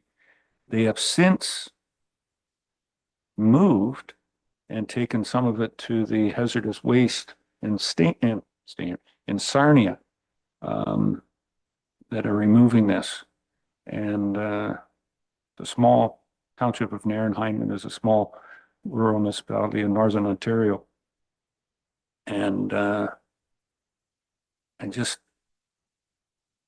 amazed at the province doing this without letting anybody know in the area and whatnot. And I think it should be something that, you know, there's a right place to put it, and probably Sarnia and that hazardous waste is where it is, but the 20,000 tons of this stuff just being pulled out of one municipality and dumped into another that is probably more susceptible to erosion and everything. Just crazy. So I would like to, you know, move that we support Nairn in opposing transportation of these hazardous waste. Thank you. So we got the motion. Anybody want to hear what that motion will be, or from the clerk, or, you know, look for a seconder just so we're clear in language? Through you, Deputy Mayor Hutchison, that in consideration of correspondence received from the Township of Nairn and Hyman dated July 17, 2025, respecting opposition to the transportation and disposal of niobium tailings at the Agnew Lake Tailings Management Area, Council directs staff to send a letter of support for the resolution to the Premier of Ontario, the Minister of Energy and Mines, the Minister of Transportation, the Minister of the Environment, Conservation and Parks, the Ontario Ombudsman, the Canadian Nuclear Safety Commission, the MP for Bruce Grey Owen Sound, the MPP for Bruce Grey Owen Sound, and the Association of Municipalities of Ontario. Thank you, clerk. That's amazing how you capture all your words there. Is that your motion, That's sir? right, yes, that was exactly my Yeah, I motion. know. That's great. Were you going to second that, Councilor Hutchison? Okay. And then so you second that, and then you got a comment? Okay, go ahead, please. Yeah, so I second that motion. Yeah, a comment, first of all, on my behalf, I'm not involved in the Hutchison Environmental Sciences Limited in this, and maybe Tom isn't either, I'm not sure, but so we have nothing to do with this, so we don't have any conflict there. But yeah, it surprised me that when they talked, it was bad enough that they were dumping it in the north, but then all of a sudden now they're transporting it to the south. All those trucks that are on the road with this stuff, it's just amazing. So yeah, definitely support it, and it's talk about public consultation, right? But at least it'll be taken care of in Sarnia. Other than exposure of transport. Okay, we haven't moved to second. Anybody have any other comments, questions about this? Okay, call the vote. All those in favor, just raise your hand, please. See all members or all council members in favor, none opposed. And 10:23, I'll transfer the chair back to the mayor. Thank you for that, Tom. All right, that leaves us 1, 2, and 3. And number 4 for receiving. Anybody that make a motion to receive? Thank you, Councillor Forster and Councillor Townsend. Receive the rest of the correspondence. For information. Any other questions on the motion? Call the motion. All those in favor? Any opposed? Well, that's carried. Thank you. Okay, before we head into staff reports, we've been here for an hour and a half. Yes, I'm way ahead of you on that one, Councillor Hutchison. We'll take, what do we got? 10:35, 11 minutes. Okay. let's take a recess and we'll be back.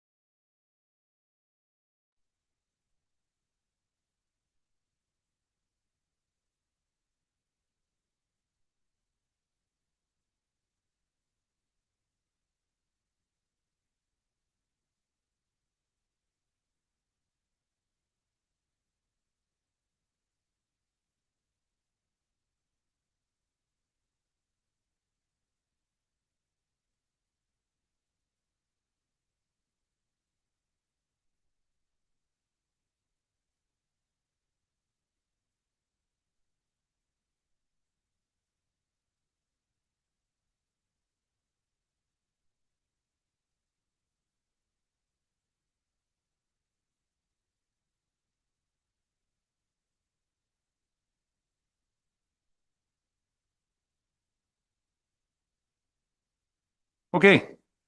Call the meeting back to order. Thank you, everybody out there for waiting for us.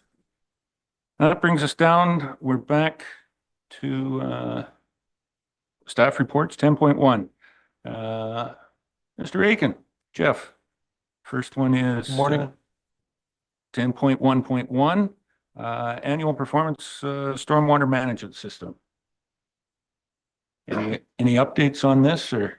Yeah, there's the report itself is very similar to what you saw last year. Two notable changes. The first one is SVCA. The report covers January 1 to December 31, 2024. And as most of you know, SVCA hosted an open house in February 2024, where some of the residents brought to our attention their concerns about surcharging on Sadler Street East. So as part of the 2024 report, we've acknowledged receipt of that concern. We've identified the primary catchment areas for Sadler Street, and we began the process of engaging with SVCA on how to address the issue, which continued with conversations and some design work beginning in 2025. And then the other changes, we brought the report back in-house, and the report was not generated by a consultant, but was generated internally. Other than that, the report is very similar to what you saw in previous years. Or previous year, actually. It's only the second report. Thanks, Jeff. Any questions on the report? It's here more for our information than there's nothing for us to do. We're good. Oh, sorry. Jeffrey, Councillor Shea. So what's the projected plan do you see going forward with the Sadler Street situation? I know you've got annual sort of maintenance and observation, but I think that it will be like fixed at a certain point. Yeah, so through you, your worship, Sadler Street East, there's two primary issues that need to be addressed. One is the storm sewer itself, but the other part is where it outlets to Durham Creek. So until both SVCA and West Grey are prepared to move on both those functions, kind of a teamed effort, just simply rebuilding the storm sewer in and by itself will not solve the problem. So it's got to be a two-pronged approach, and we both have to be on the same page at the same time. So we have included the construction of Sadler Street East in our 10-year forecast, but it's tied to budget and it's tied to SVCA helping us with the creek at the same time. Good. Any other questions? Comments? We need a mover and a seconder to receive. Councillor Townsend and Councillor Shea. Thank you, Doug. Jeff? With that, any comments on the motion? Call the question. All those in favor? Any opposed? That is carried. Your second report, Mr. Aiken, 10.1.2, Hutton Hill Road. We had a request from private citizens for a speed reduction, and you've done some of the investigation. What's with the report? Yeah, so we took a two-pronged approach to this. First part is we looked at enforcement, and West Grey Police Services did do some analysis out there, and they did find people were pushing the 80-kilometer limit, but during their sample size only identified one actual vehicle traveling greater than the 80 kilometers an hour.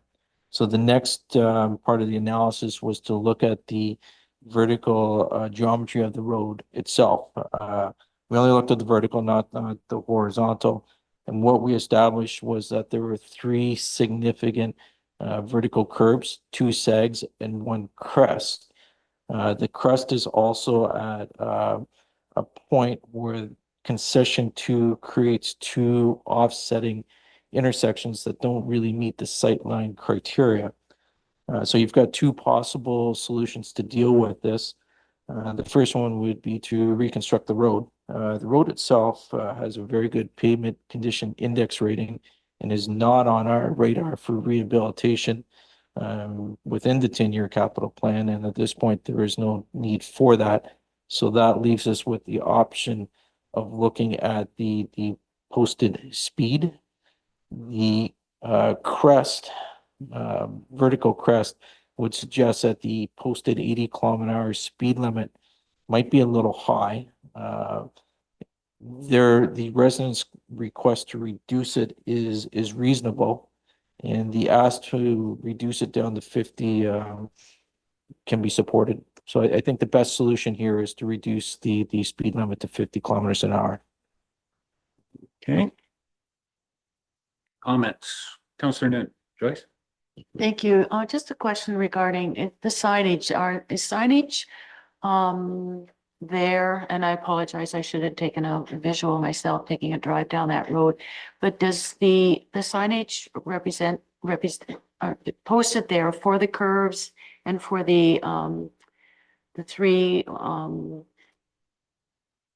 sections of the road that you felt that the signage is required to be lowered?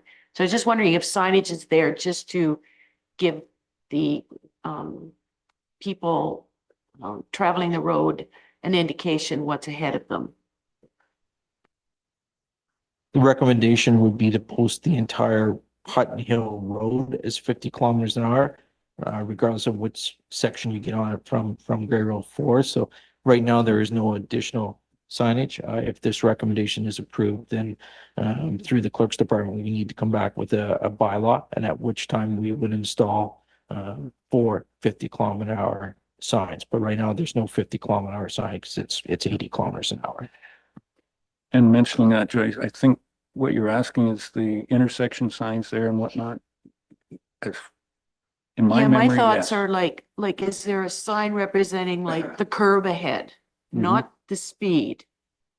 And let me see, you have here the crest curve at 2 offset intersections.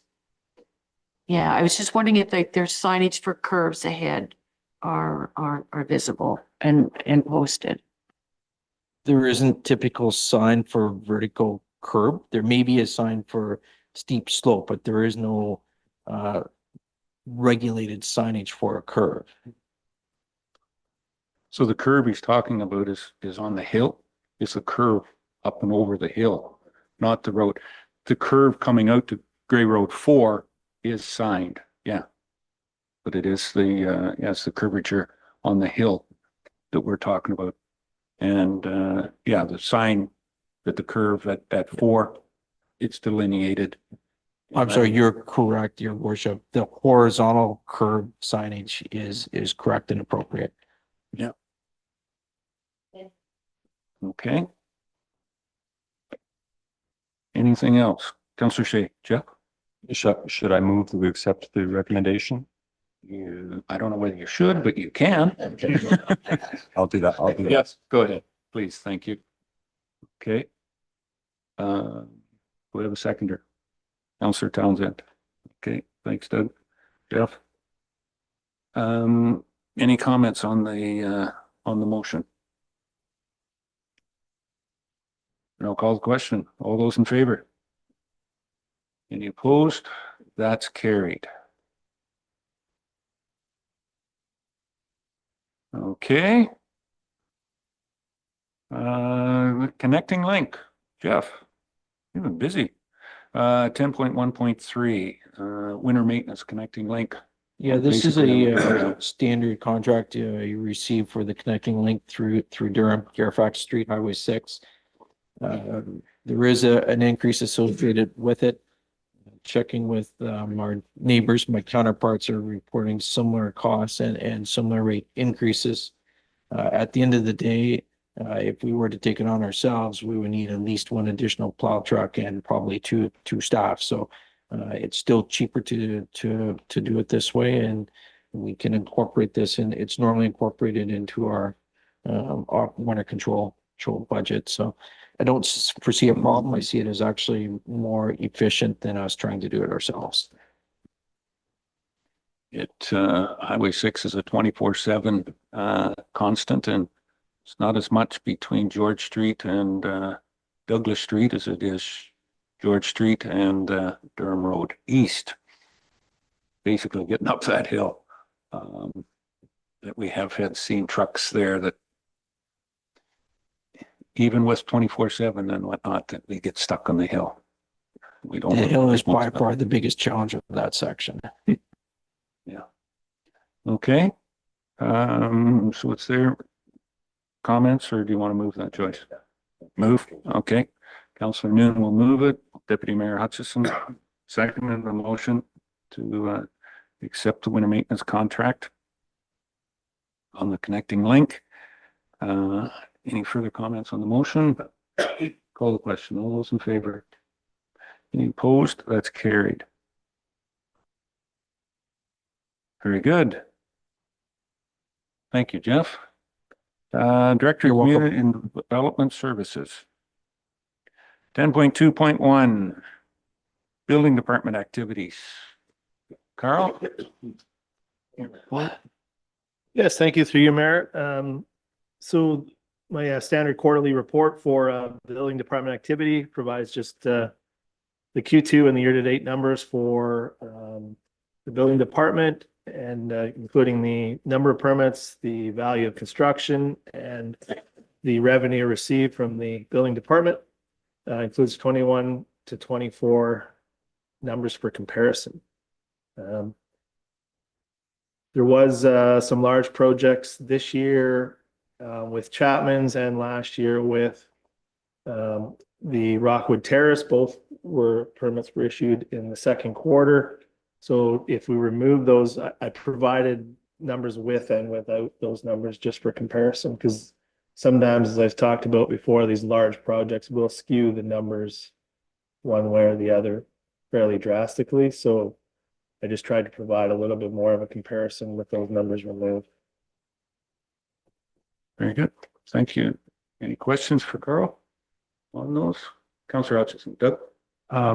Yeah, maybe not so much a question, but a sort of a comment on the statement you made here. So I'm just looking at where it said you talked about removing Rockwood and Chapman's. It says with both of those permits removed, the project values are up at 180%, and permit revenue is up 104% over 2024. So that's a positive sign that we're showing growth. Is that correct, how I read that? Carl? Yes, so any improvement on numbers is good. Part of the issue I've always talked in the past, second quarter is really weather related in the numbers, and we did have a late spring this year, so sometimes that would decrease the numbers in the first quarter, which would then push all of those new permits to the second quarter. So then the second quarter looks big. So it's not always a direct comparison. Sort of have to look at it as a whole year. Probably third quarter provides a better, once you include the third quarter in there, provides a better understanding of where the numbers are at. In my opinion, we will likely end up at the end of the year for residential, probably fairly close to where we ended in 2024. We do have a lot of agricultural projects going at the beginning of 2025, partly due to the fact that they brought in a brand new building code, as we've discussed before, and there were some significant changes to the requirements for new agricultural buildings. So we did receive probably a larger number of applications for farm buildings at the beginning of 2024 that normally would have been spread out over the entire year. So those building permits numbers will likely drop as the year goes on, because they would normally have been applied for in the second, third, and fourth quarters of the year. This year, they just happened because of the building code changes. They were all applied for in the first quarter and likely issued for building permit in the second quarter. So all of these things will skew the numbers of when depending on whether they were issued on March 31st or April 1st, right? So it's not an exact science here. Well, I'm trying to sort of convey, but if we look at the numbers at the end of the year overall, my guess is residential and agricultural will likely be fairly close to where we were in 2024. Commercial and industrial will be likely higher than we were in 2024. Overall, good positive report. Yep. Okay. Any other questions? Somebody move to receive that report. Moved by Councillor Forrester, second by Deputy Mayor Hutchison. To receive the 10.2.1 Building Department Activities Report. Call the question. All those in favor? Any opposed? That's carried. 10.2.2 Options for an RFP to create aggregate policies in West Grey. Carl, this is yours. Yes, thank you through you, Mayor. So as council is aware, we had a report brought forward on May 20th for discussions on internet control bylaw, and the staff was directed out of that meeting to bring forward a report on options for an RFP to retain a consultant to undertake studies related to aggregate policy as it relates to an interim control bylaw. So this report and attachment for terms of reference for proposed consultant to review aggregate policies. We divided it up into some objectives, scope of work. The big issue and the concern that from a staff point of view and likely from a budgeting point of view from the applicants for this from a consultant would be consultation with stakeholders, public and council, as all those would require staff time from the consultant to provide, staff at those meetings. Or so those will adjust those numbers up or down. So we would need direction from council to provide how they would like consultation to be done and at what level they want, just a public meeting at a council meeting that people can speak. Do you want open houses in multiple locations, one location? Do you want a committee with stakeholders and staff and consultants and council members? There's multiple options there, and it would be up to council to provide direction on how they would want that included in the RFP, because that will drastically adjust the price on the tender for the consultant. Okay. Anybody want to make comment? I'm going to start with Deputy Mayor and then Joyce. Okay, thank you, Mayor Eccles. So I guess my first question is, yeah, we don't know all the numbers and it's moving. I understand that. So where we're at now, though, for us to implement an interim bylaw until all this control bylaw, until all this comes together, I guess more maybe for you, Mayor, to the clerk, is that something we could do now to implement it at this time?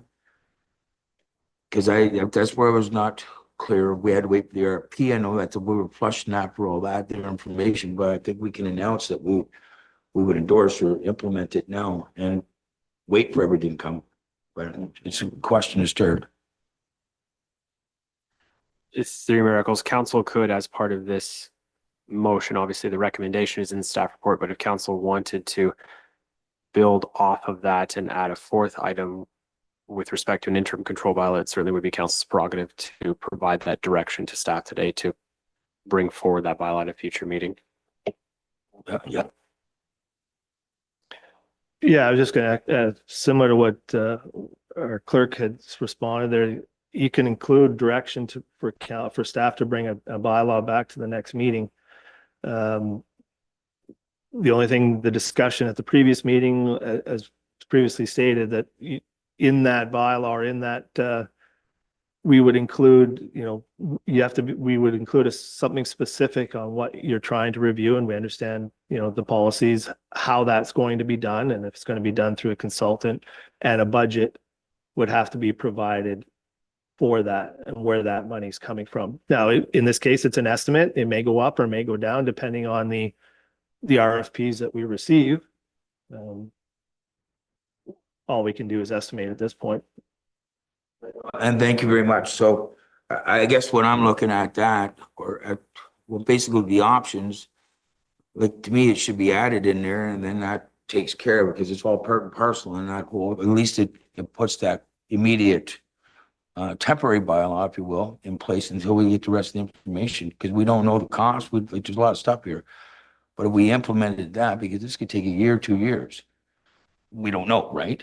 And we got, obviously, next year's a election year, so it's, how do I add that in now? Essentially, through you, Mayor Eccles, to the clerk, do I add it as item 4, or do we wait to the end and let everybody have a comment, and then I come back and I'd like to add it? I don't want to cut off my peers from talking.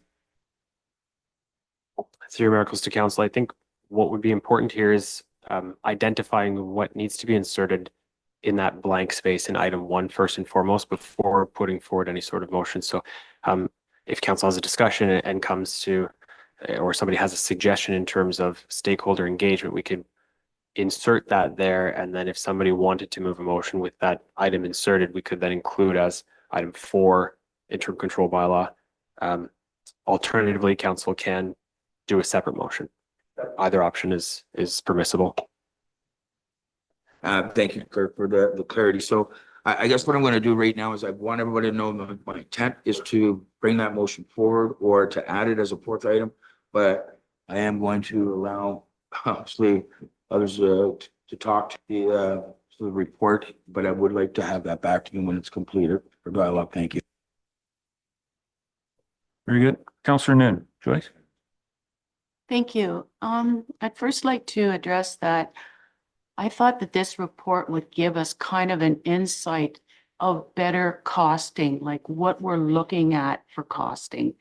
I know you've given us several options and the terms of reference, good material, but I still felt that in order to bring the interim control bylaw into place, we kind of know what numbers we're looking at. Regardless, we don't have that today. So I just wanted to add, with recent reports brought to our attention, has revealed shortcomings to our current aggregate policies and requires additional consideration. For instance, road standard requirements, negotiation for road agreements between West Grey and aggregate applicants need to be increased as there is insufficient compensation for infrastructure damages. There's insufficient study regarding air quality and floodplain requirements. It is currently not in Grey County's official plan. With any development, ensure other interests like tourism and protecting the Saugeen River are considered. I've listed a few considerations for review. An interim control bylaw will enable West Grey to review land use impacts and advocate sustainable locations and operations for aggregate. I reached out to the director of finance, inquired where costs would be to offset the RFP could be obtained, and was informed in 2025 isn't viable. In relation to the timeline needed to prepare the RFP, I feel that the fees associated with the cost of a consultant isn't required all in 2025. So the disbursement of funding as it relates to the RFP could be allocated and funded in 25 and 26. And pending if additional time, 1 year, is needed to complete the policy, the funding could be allocated into 27. I feel the costs are manageable and recommend that we move forward with approving the interim control bylaw and start the process of the RFP to create aggregate policies in West Grey. Thank you. Okay, I'll take that as just a comment and might be an added on part when we get into the interim control, as Tom has spoken about. Doug, Councillor Townsend. Okay, thank you. Looking at this and then going back to a comment the mayor made during the presentation this morning, that if the government is re-looking at the aggregate policies and all the workings around that, then why would we be spending money taxpayers' money to come up with a report that may mirror what the government puts out is looking at releasing. So I'm suggesting maybe that we hold off on all of this and get staff to find out from the government on this new the policies they're talking about for aggregate and when that's going to be released. And then that may resolve everybody's problem, or we may still have problems, but at least we're not going out looking for an RFP to answer a question that may be answered by the provincial government for us anyway. Like why throw $100,000 at something that they're going to give you the same copy that the Ontario government's going to give you? So I think to be fiscally responsible to the municipality, we should kind of put everything on pause for a meeting or whatever it takes for staff to find out where this new Ontario government regulation is going to go. And if it's coming out next month, next year, at least we know where it's at, and then we can make a decision going forward from there. That's my thought. Suchet, Jeff? I kind of think that I agree with the previous three speakers, that putting things on pause is probably a good idea. I think the interim control bylaw does that. The first thing that I think we would do once we start engaging in this, policy review is look at what the new provincial regulations are that we've only heard about today and determine that if they solve the problem, presto. And if they don't solve the problem, then we've got some more to do. So I think that in essence, I'm saying that I think we should move forward with what Joyce was talking about, what Tom was talking about, starting to put the wheels in motion, not committing money today. The proposal before us has a number of blanks in it. We need to talk about we've been asked to talk about number of stakeholders, sessions, public houses, public meetings with council. There's a number of questions in here and in the form of this. And I'm just wondering, Mayor, do you think this would be one of those rare occasions when council might want to strike a subcommittee or a committee?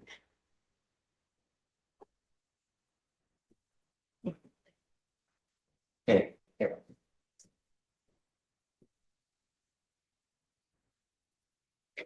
Seeing as I've just been put this into my mind, give me a second or two to think about that idea. I may need an interim control bylaw in place. Hold that before I come up with it. No.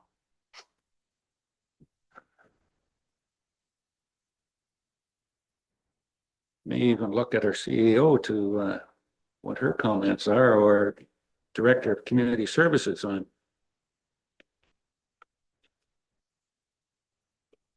We're just messaging back and forth related to that as the comment came up. I think council could certainly choose to, at their will, create a subcommittee. I think we'd need to be very clear. Where my head was going is to what end? And I don't mean to be dismissive of that. If we have the interim control bylaw and if that's council's wish and we put that in place, things will be put on hold until such time as staff can start to look at what's happening, determine if there's a need for, at some point, a study on what this looks like in aggregate policies. If you chose to have a subcommittee, I think you'd have to have very clear outcomes and targets and deliverables, and that would be at council's wish, but just need to get our heads around it a little bit. But I think understanding what you'd like to achieve from that is going to be the most important piece. That kind of answer it? I was just floating the idea because there's a number of questions that have been asked of us in this report.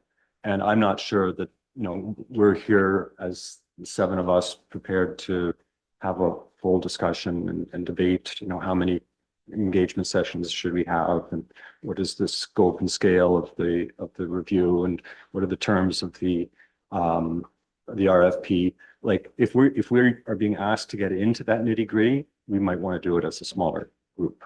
but, yeah, just an idea. Yep. Go ahead, Michelle. Thank you. And further to that, I think there is a fulsome conversation that needs to be had around that if you decide to go with an RFP. And based on what I was hearing in this discussion just now, is that you might want to put that on hold for the time being until you understand the impacts of the broader piece and what the implications are with what's happening at the province. Deputy Mayor. Oh, there's too many. Thank you, Mayor, because that takes me back to where I was at the beginning. Do we add it into this one? Because if this recommendation is going to be tabled, or we're just not going to do anything with it, and the clerk said it could be a standalone. So that's what I was trying to get, and that's what all the dialogue. So I knew where to properly put a motion to implement term control bylaw for now. So do we vote on this and then come back to that? Would be the best, because I don't want to add as item 4, because I have a feeling that a good chunk of portion of this is dialogue. Of course, I want to speak on behalf of council that, we may not be going this till, because there's so many other things, but the term control bylaw will give us the temporary relief until we get everything else that we need of fact gathering, cost analysis, et cetera, et cetera, et cetera. So I guess my question as clerk is, do I make call the vote, or we get a vote on this and then put that there? And my mic went off. Sorry. Three miracles to council. Ultimately, it depends on what council's intent is. If council is in this moment considering not moving forward with an RFP pending information coming from the provincial government, and the only thing council is interested in doing at this moment in time is the interim control bylaw, then I would suggest that that would be the motion that you put forward, is that direction to staff to bring forward an interim control bylaw to the next meeting, to subsequent meeting, what have you. If council's intent is to still proceed with an RFP at this time, then we would need to address these other things. But if your only intent is the interim control bylaw, then we can just deal with that as it is. We wouldn't necessarily need to deal with anything else in here because council's motion would be what it is. So some direction would come out of this. If council was simply receiving it for information, that would be a subsequent motion or a different motion that we could entertain. But if the intent is for the interim control bylaw, that would be the only thing that was needed outside of wanting to entertain an RFP in this moment.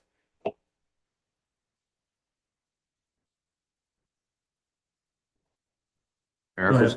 I guess that would be my intent then, is exactly how the clerk could put that. So that I think that covers all the ground. So we don't proceed with the RFP, and that we forward a interim control bylaw at the next meeting. And then that gives us lots of time to do numbers and everything else that we need to do around this.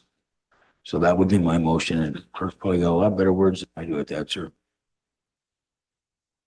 Three miracles to Deputy Mayor Hutchison, just for clarity. So you had indicated not moving forward with the RFP, that just thinking about the wording that's used there. If the intent is to forego issuing an RFP, then that more or less ends that discussion altogether. And council would need to bring forward a motion to reconsider at a later date if you then wanted to move forward with an RFP. So if the intent is to just not address the RFP today, I would suggest not including any wording with respect to not proceeding with an RFP, and just leave that as it is so that we can revisit it without having to do a reconsideration in future.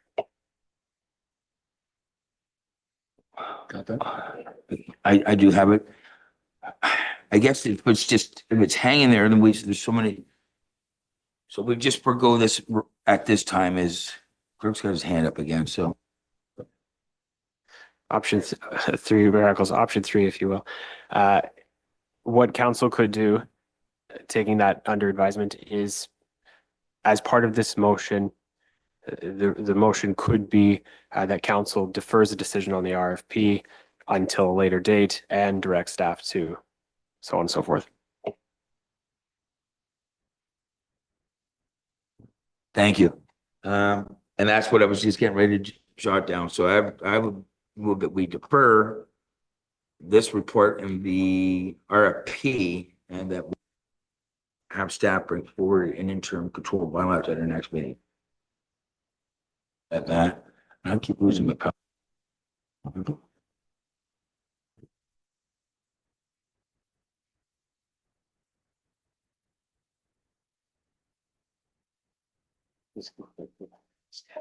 Okay, so you're making that a motion. Now I've received that as a motion. I'll need a seconder and then I'll let you talk about, respond, Carl. We have a seconder for that. Counselor Nate, okay.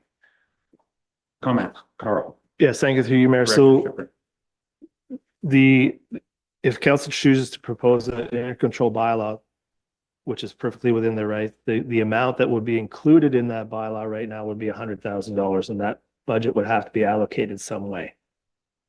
So either it would have to be included in this year's budget or approved for next year's budget. Because the budget amount for the RFP has to be included because the bylaw has to include what you are proposing to do.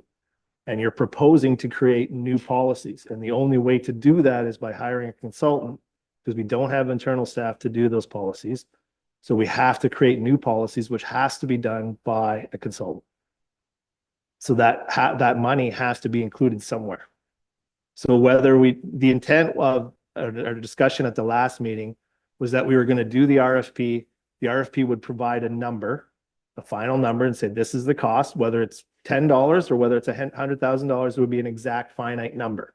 And then when that number came back, we would bring that forward to council. Council would approve that and figure out how that was going to be included either in a 2025 or a 2026 budget. And then that would be included in the interim control bylaw. So right now we're estimating the cost between 60 and 100. So we would have to include that $100,000 in a budget somewhere. So you would have to either approve it in a 2025 budget somehow, or include it and now would have to be included in a 2026 budget. So that would have to be included in the budget or in the bylaw that we bring forward at the next meeting for the interim control bylaw. Because one way or another, that the RFP for the consultant has to be done. If you pass the interim control bylaw, that review has to be done one way, somewhere. So. Right, so it's regardless, the RFP, with or without that, it's happening. Regardless. So my point that I'm making here is we put that interim control bylaw in at this time. And all that does, if it takes us 2 years to gather, we're going to do some of our own work and put it all together, and the consultants, like, we don't know if it's going to take us, 2 years. At least we have that protective layer at this time because of the concerns and some of the things we certainly do not know of the 7 members here or even some staff, because there's a lot of bigger issues that are before us, and we're not scientists or anything else around of whatever title you want to say. So I think that's why I'm going this way, and it's going to be 100 regardless, or up to 100 regardless. So CBO. So I understand what you're saying, but we got to allocate that money anyways. What even we just went the RFP route and then did the interim after. At least this is in place now, and if it takes 2 years, we at least have that announcement made. I guess is my point. Thank you. Yeah, through your, so yeah, and that was always, I agree with what you're saying is factual. I guess just the discussion at the previous meeting, the intent was that not to hold off on the interim control bylaw till the review has been completed, but hold off on the interim control bylaw until we receive the response from the RFP to determine what the value of the consultant would be. That's all. Not to wait until the evaluation is completed, just to get the number back so that number could be included. Again, whether it's $10 or $100,000 in the bylaw for a budget. That's all. Thank you, Miracles. And again, I totally agree. Again, the concern that I have, and I've talked to a lot of people in our community, recently and ongoing, is that if it takes 2 years, between now and that 2 years when we land wherever we're going to land, that's the issue. And we need to, this is going to address it now, and at least provide that a certain, and give us some space and time to do what we need to do. The revenue is going to be the same. We're aware of that. That's all I'm trying to do, because we don't know if what we're doing is the right policies right now. It could be right, but we don't know that. We don't have that educationally. We don't have that component, which is a consultant would certainly do.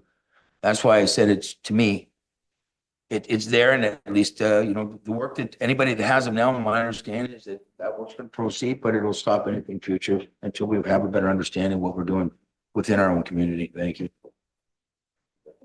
Joyce? Counselor New? In your May report, you addressed a lot about the interim control bylaw. An interim control bylaw is a powerful mechanism available to municipalities under the Planning Act. It allows the municipal council to pass a bylaw that immediately restricts the use of land, buildings, or structure within the defined area for a period of not exceeding 1 year, within the possibility of extending the bylaw for an additional year. The primary purpose of an ICB is to provide the municipality with the time and the opportunity to conduct studies and review policies without the pressure of ongoing development in the affected area. Then you write, the interim control bylaw aims to achieve several key objectives. Temporary memorandum. The bylaw imposes a temporary memorandum on specified types of development or land use. Study and review.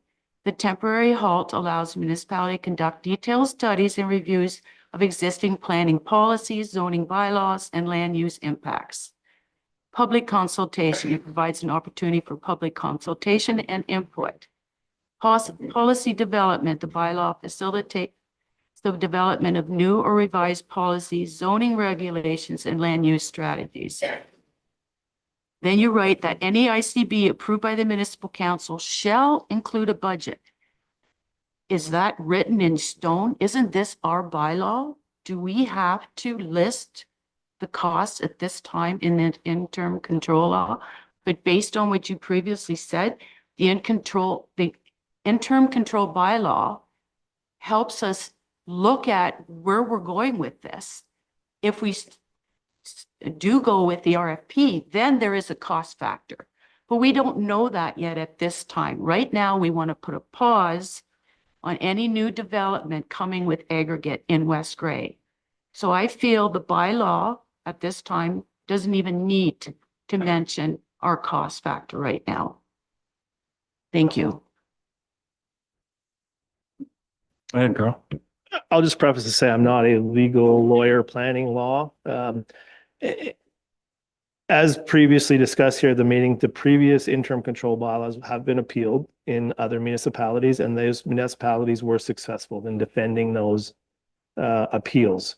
But I will say both of those municipalities included, I don't know if it was included in a bylaw specifically or not, but those municipalities moved forward immediately after those bylaws were passed with developing those new policies, hiring consultants and developing and moving forward. Now, I believe both municipalities extended it for that second year because the development of those policies took more than that 1 year term, which is perfectly acceptable. But they were moving forward. Ultimately, I would think that if the intent is that the municipality doesn't say, well, we're going to pass an interim control bylaw to not allow aggregate of any kind in West Grey, and then do nothing for 2 years and just wait. The intent of the interim control bylaw is not just to stop things for 2 years. The intent is to do something within those 2 years to develop new policy. Like, what are we trying to develop in that time frame?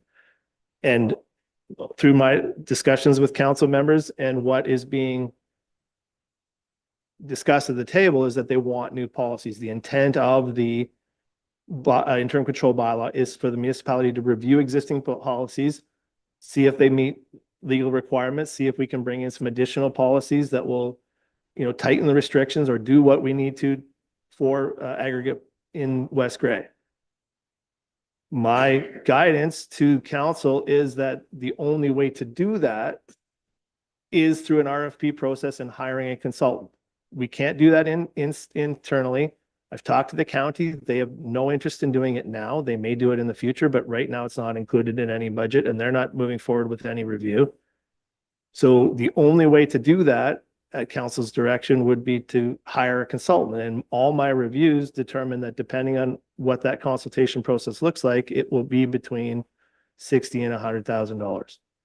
So that is why I'm indicating that to go from step A to B to C, all that information should be included in the bylaw or in the policy surrounding that bylaw so that your chances of appeal, if that interim control bylaw does get appealed, will be less likely of victory. It will be more likely for a municipal victory if you lay out those steps and what the municipality wants to do.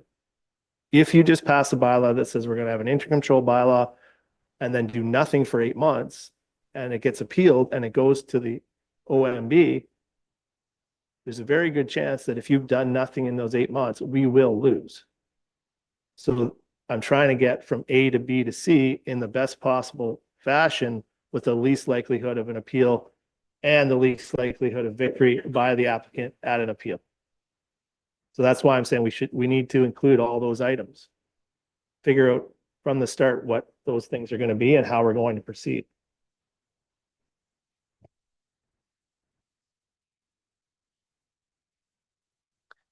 Three miracles to council. Just to build off what Mr. Shiprock had said, I think for council's information and the public's information, I'm just going to read a section of the Planning Act with respect to interim control bylaws, just for clarity, so that everybody knows what we're talking about in this instance.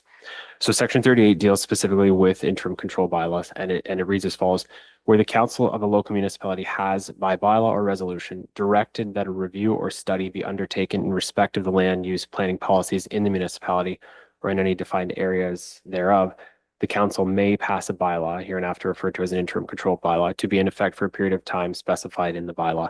So what's important with that section is the wording that says that prior to introducing an interim control bylaw, council must first have directed staff to undertake studies.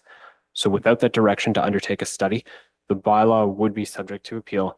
And as the director had indicated, the chances or the likelihood of us losing on that appeal would be greater should some sort of study not be directed first by council. So to ensure that the interim control bylaw can be upheld if appealed, it's very important that council first provides that direction to staff to undertake those studies or have those studies reviewed. Joyce?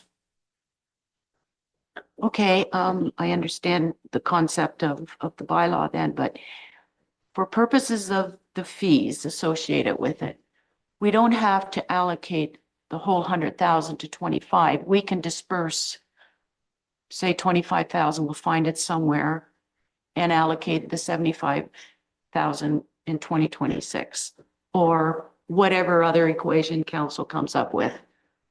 But I didn't ever think that we would just do an interim control bylaw and just let it sit. The interim control bylaw to me is putting a pause right now on any new development for aggregate in West Gray, and then take that leadership on finding solutions to do the betterment of our policies for aggregate in West Gray. That's my intention. Thank you. Okay. No further, Carl? I just want to clarify also that some of the discussion previously at this meeting has talked about the municipalities of Muskoka and Caledon being successful in their appeals, which they were on the appeal of the interim control bylaw themselves.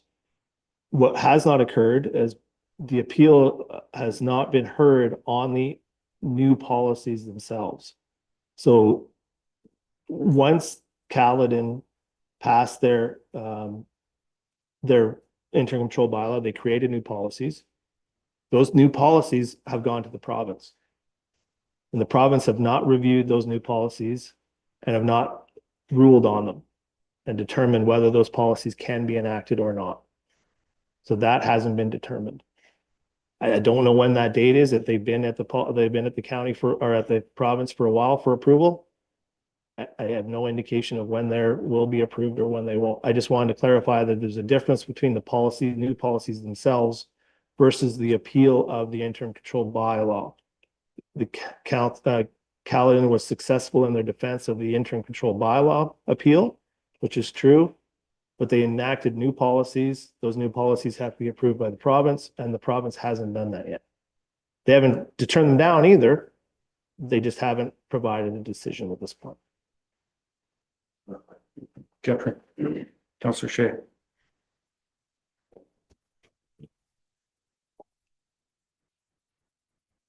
I think if we join the ranks of those other two municipalities, the province may see the beginnings of a tiny storm surge of movement at the local level for concern and interest in these sort of subjects. So I think the timing is right for us to be engaging with this.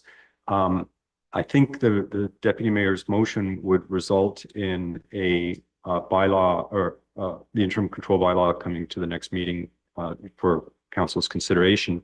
I think we should move forward with that. And at the same time, I think we should table the remaining items that have been recommended until that same meeting and readdress those other three items around the RFP so that nobody can say that we're waiting for 8 months or sitting on our hands, that we are moving forward. We have to fill in a bunch of blanks. That's why I'm saying I'm not really comfortable, passing this today. The other three items regarding the RFP, but I think if we set aside a good chunk of time to discuss it at the next meeting, I would be comfortable passing it at the next meeting, possibly allocating budget from the next year's money from next year's budget. So I think we can follow through with the deputy mayor's motion now. And I don't know, Jamie, would we need a motion to table the remainder of the recommendations, or would they just naturally come up at the next meeting? It's three miracles to council. So the way the motion is written and has been introduced at this moment essentially defers a decision on the RFP. And there's been no set date on the return of that. Because that's being deferred, the other steps in that process can't be acted on, if you will. The challenge with, and perhaps I misspoke when I provided that advice on the interim control bylaw previously, but after my read of the Planning Act, council can't enact an interim control bylaw without first having provided direction to staff to review and or update policies. So in order to introduce that bylaw, we would need that resolution of council first directing staff to review or update the aggregate policy first. I thought we did direct staff to engage with this, and this recommendation that's before us is step 2 or step 3 in that process, so that we're well along in the policy development chain of events. Three miracles to council. So the motion that was passed, or the resolution that was passed by council back in May, was just directing staff to bring forward a report on options for an RFP. So there was no direction to actually undertake a review or undertake updates to any policy. It was just explore options for what an RFP for those updates could entail. So that direction to date has not yet been provided.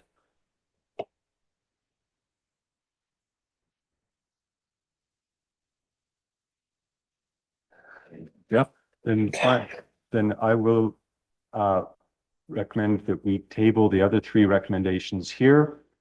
Well, I can't recommend that because it was in motion on the floor. I want to amend. Yes. Thank you, Miracles, and through you. So there's a couple of ways we can do this. I think the easiest way of doing this would just have the mover and seconder withdraw their motion. If there's no objections from council, then we can just start fresh and put forward any motions that council wants to consider. Alternatively, Councillor Shea, you could put forward a motion to lay on the table. However, I don't think that would achieve the outcome that council wants. So the simplest, cleanest way procedurally to move forward with this would just be to remove what's currently on the floor, being the motion as it stands by the Deputy Mayor and Councillor Noon.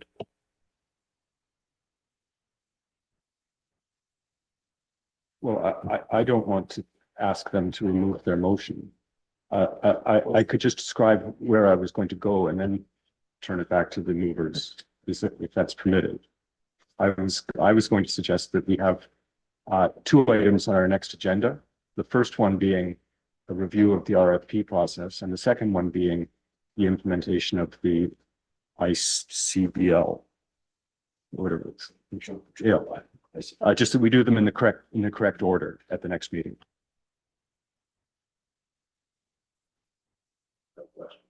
Mr. Clerk? No, is it? Oh, sorry, I apologize. So. Go ahead. Tom? Okay, so in the beginning here, when we started this, so like I said, I would withdraw if we're gonna, what's on the floor here is if we, This is in the way, that's why. that, There you go. okay, so the recommendation is before us on the file here with the report. If we voted on that is what I was asking, and then we introduced a motion to implement is what I wanted to do. So I will withdraw the motion that I brought forward. That we get, then we could talk about that one. Then I could come back and make a motion to implement. How's that? So I will withdraw. Seconder fine with that? I'm really confused. So we're going to withdraw and then ask for an interim or to amend the report brought forward, not to amend, but to defer and then still do the interim control bylaw. Yeah, well, there. Go ahead, Jamie, please. Thank you. Thank you. It seems that we've created a bit of a quagmire here, so I apologize for that. So if we remove this motion from the floor, it's essentially as if we're starting from scratch, as if Carl had just introduced his report for the first time in this moment. We won't forget what he said, so he doesn't have to repeat it, but essentially that will bring us to the restart point. So council could then provide direction to staff to undertake studies, if you will, in addition to bringing forward that interim control bylaw. But what's important here is that caveat that an interim control bylaw can't be introduced without first having had direction from council to undertake a review of policy or to update studies or get new ones. But we require an RFP for that. Carl was saying he's not an expertise in that and would rely on a consultant. Based on previous studies and so on and so forth, could we not rely on those? Maybe I'm getting off topic here, but I just need some clarification. What staff's being directed to do? Through miracles, I can't speak to all of that. What I can say is that as Mr. Shiprick had noted, we don't have staff in-house that are capable in this moment of undertaking those studies. So we would need some sort of consultant to actually undertake the work that's being provided by council. So is an RFP necessary to provide that direction right now? No, it's not. But before we can actually conduct those studies or undertake that review, we would need some sort of roadmap and something to follow through council direction in that regard. So the RFP will be necessary in that process. The RFP doesn't first have to be issued before the direction is provided, but we will have to address the issue of an RFP at some point in the process.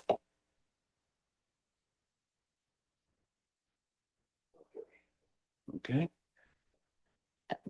Can I make another comment? Yes. Yep.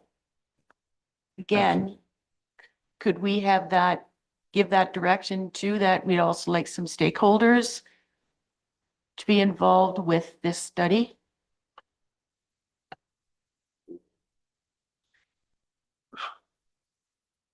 Go ahead, Jamie. It's three miracles. I think we're getting ahead of ourselves here. The RFP will address the issue of stakeholder engagement when we get to that point.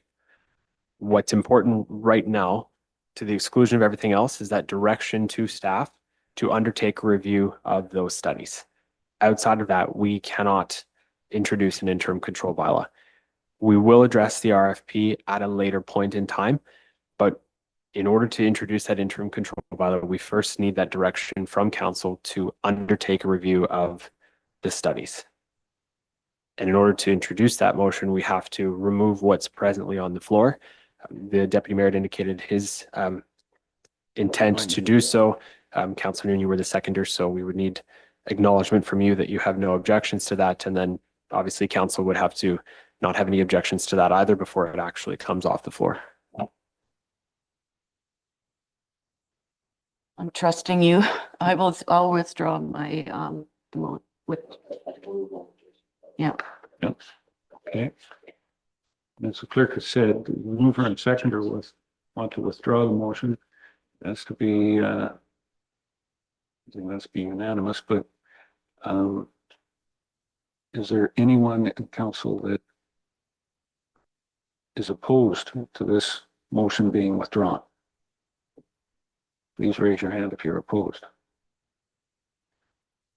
Seeing that, everybody's in favor of it being withdrawn. So the table is clean again. Right. You said it, well, you said it last time and it got a little dirty, so. No, well, if I may, sir.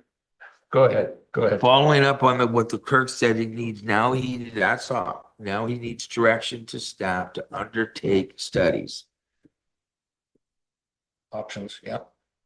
The options, okay, so that's part of the motion, then the following up is that we also, a part of that motion is that we implement the interim, is what I'm understanding, that's what I heard.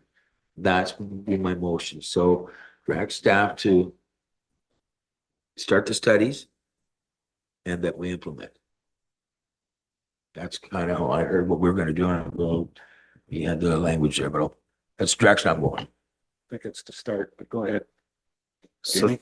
through your miracles, just to confirm then, the motion that you're introducing is to direct staff to undertake a review of aggregate policy in West Gray Yes, what you told us. and bring forward an interim control bylaw at the September 2nd meeting. Yes, and then again, you made reference to, just for my own clarity, the RFP is another conversation and finance around that, but we start the process. So through your miracles, then just to address the issue of the RFP, then in that, so the third point would be defer decision on the RFP to a later date. Okay. Second that again. Councillor Noon, can comment. Go ahead, Joy.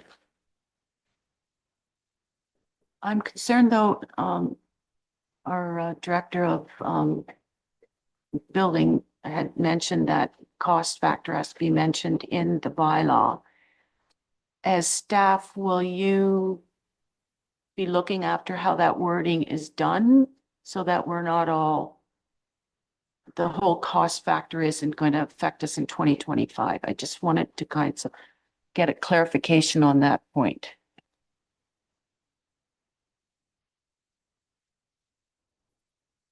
Want to defer that to the Director of Finance, Carl? Sure. I thought you might. I'm not sure that we have her attention now. Carrie? Yeah, we don't have anything in our current 2025 bylaws, so it will funding or budget, sorry. So you will see this as an item, whatever the costs may be budgeted for 2026, even if we start incurring costs in 2025. They are unfinanced at this point and would be carried forward to fund in your 2026. So you'll be committing that right away. Okay. Joyce? Again, worst case scenario, we're looking at 100,000, but it might only cost us 40,000. So it's a tough one right now, how to budget when we don't know that figure. And pending on how we're going with the studies and what consultants or how we're taking this, it's right now that's a misleading, but I guess for purposes of the bylaw, we cover ourselves with the amounts reflecting in the bylaw. Correct. Councillor Townsend. Doug? Just, I keep coming back to money all the time, but to Councillor Noon's point there, given the fact that the other two interim control bylaws that have been put out there have been appealed or whatever, challenged, there'll be legal costs on top of that. So that $100,000 potentially grows again. So something to take into consideration as to it's the pebble in the pond and the ripples that it hits. So we have to keep that in the back of our minds too. I'm not, challenging it. I'm just putting it out there that those are other factors we have to consider also. I Councillor realize Joyce? that, but we have supported other causes in the past. We're working with our citizens in West Gray and people affected with aggregate in their neighborhoods need a voice, and we have to do whatever we can to help these people. So I feel it's now, we have to do it now, not later. Thank you. Deputy Mayor, Tom?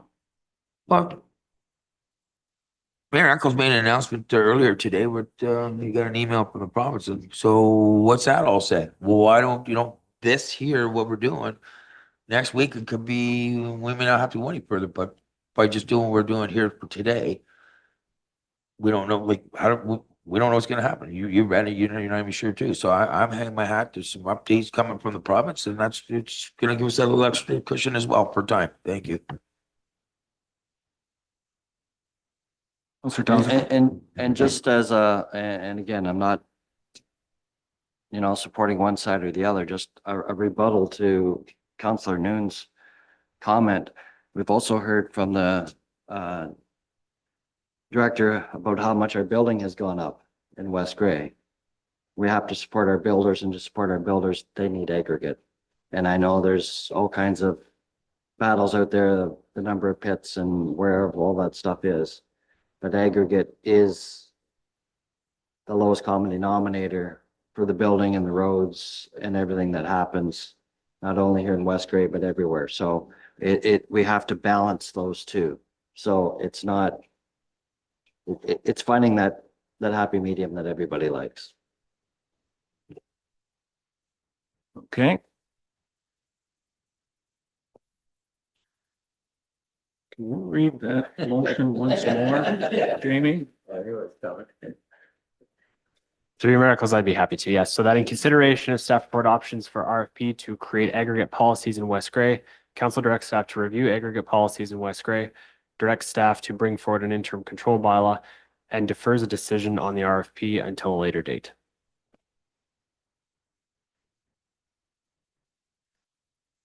Okay, I think we've had a very good discussion. I'm gonna ask for a vote on the motion as it was just read. Duly moved and seconded. All those in favor? Any of those opposed?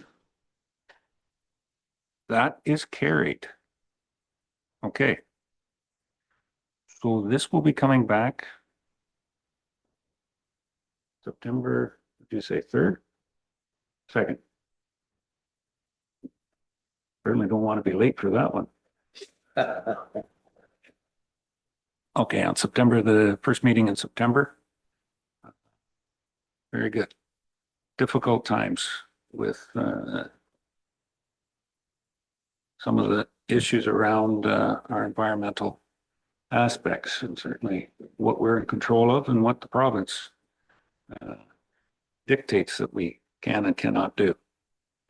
All right, that's it for director reports. Questions? Any member have a question at this point in time? Councillor Noon. It's regarding the staff report from our Director of Infrastructure, 10.1.1 regarding stormwater management systems. I realized that the primary settlement areas that have municipal water and sewer are Durham and Newstead. But I have concerns about stormwater management in rural, like your Newstead and Elmwood, Crawford, like your hamlets that experience a lot of runoff, especially with our extreme rainfalls that we have at times. So I was just kind of wondering where we kind of can go with those areas regarding having good sound systems in place for,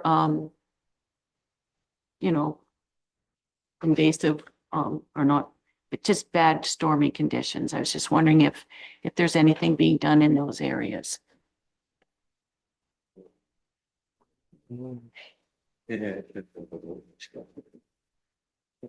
Thank you. I've just messaged our Director of Infrastructure and asked him to come back in. Okay. While we're waiting on that, is there any other questions, members? Councillor Shay. Jeff? I attended a meeting here, a public meeting around well water, the wells situation in Last Durham. Tuesday? Last Tuesday, yeah. Wednesday, I think it was. Am I allowed to talk about that? Jamie's looking suspicious. It's really on questions on the agenda, and I don't think this had ever been. Through your miracles, yes, it is on questions specifically related to previous agenda items. Only agenda items of council, not agenda of public meetings. Okay, I'll bring it up in announcements then. Exactly. There you go. Yeah. He likes that part.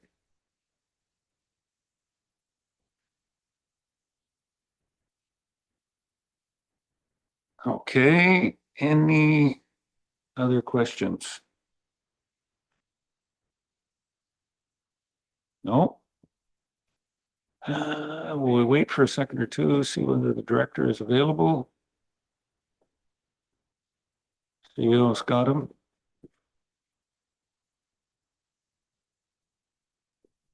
Director Aiken, question about your stormwater report was on the two urban systems. Yes.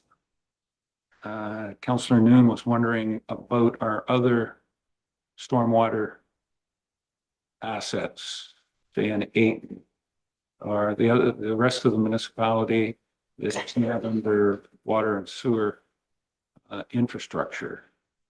Ayton, Elmwood, some of our other hamlet areas. Okay, so that was the question about the stormwater management in the secondary settlement areas? I think that's what, am I good with that? Yeah, yes. So as we work through the CLI process, it was primarily only in the primary settlement areas. That was the initial focus of the road of the program. As we move through various developments that are occurring, there's one occurring in Crawford right now, for example, that does actually fit the criteria of the forms that need to be completed and will show up in future drafts of the CLI. So the initial road was just the primary, but as development occurs in the secondary settlement areas, there will be assessed on a case-by-case basis. So the existing secondary stuff didn't necessarily show up or meet the criteria, but we're looking at it moving forward. Okay. It's convoluted. The rules around it are not straightforward, so I apologize for my answer is convoluted, but that's the way it's structured. It's a bit of an adventure. Further, Joy? Well, I'm pleased that you're looking after Crawford with, especially with the new development coming, but in the fact is though that Ayton and Elmwood are, more populated, more residential areas that I think that those stormwater systems need attention to. It's just a comment. Thank you.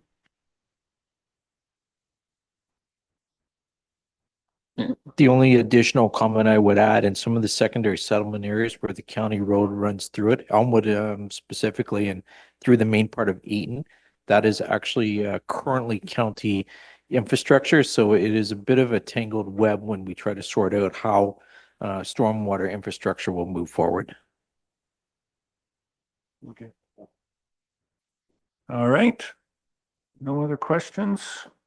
Motions for which notice was previously given. I don't believe we have any. Notice of motions. Councillor Shay, I think you had one, Jeff? I do. I'd like to introduce this motion at our next meeting. And I gather I'm to read the motion now. Okay, Please. Jamie did help me with a little bit of the wording on this. And so he has a copy, except that I've changed the word facility to the word property. Whereas the Saugeen Valley Conservation Authority has recently made the decision to curtail local access to significant portions of its Durham property And whereas the Saugeen Valley Conservation Authority in Durham serves as a valued natural and recreational resource for residents and visitors, contributing to community well-being and environmental education.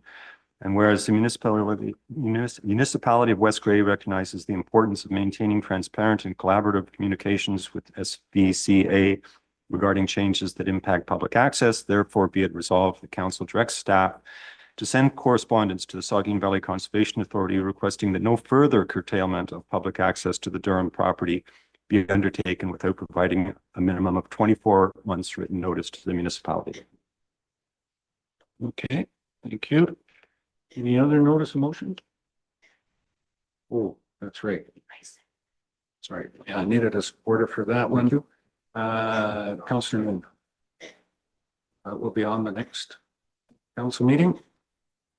Good. Announcements. Anybody have anything to announce?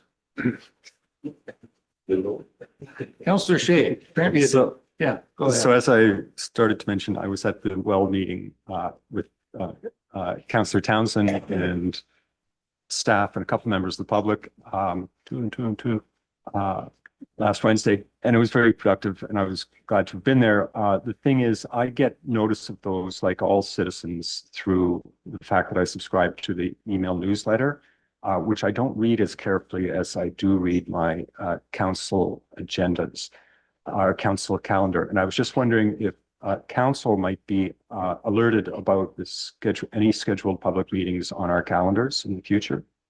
Okay. It didn't show up on my calendar. Okay, thank you. Yeah, that would be good. Any other questions? Councillor Hutchison. There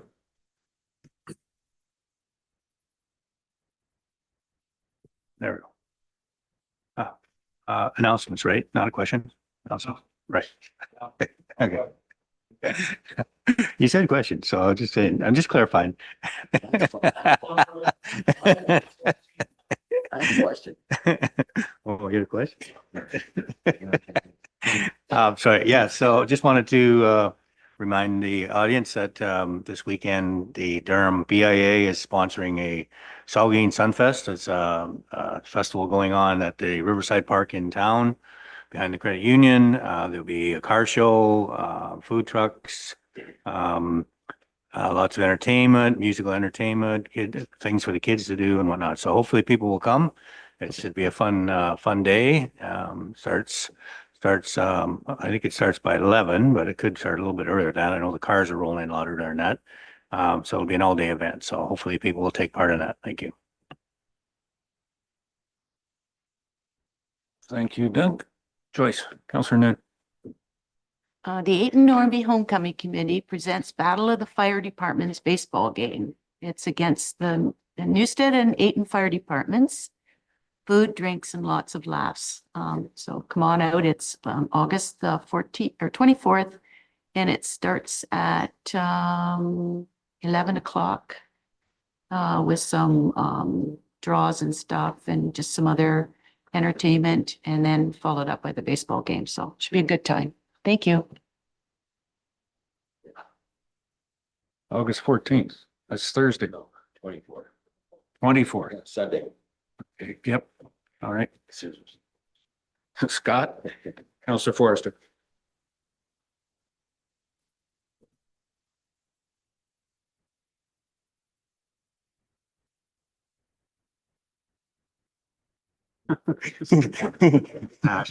Thank you. Last. Job description again. Last Wednesday was registration for the Newstead Craft Show. Thank you to Jesse and the rest of the staff for helping those unable to do the online booking. The show booked up in 25 minutes, record time. And then Labor Day weekend, the Durham Fall Fair is happening, but I didn't write down the dates or anything. I guess that wasn't my job either.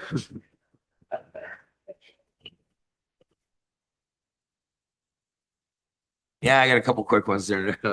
Hand over, you can clean up some of Scott's stuff that's not his job, so.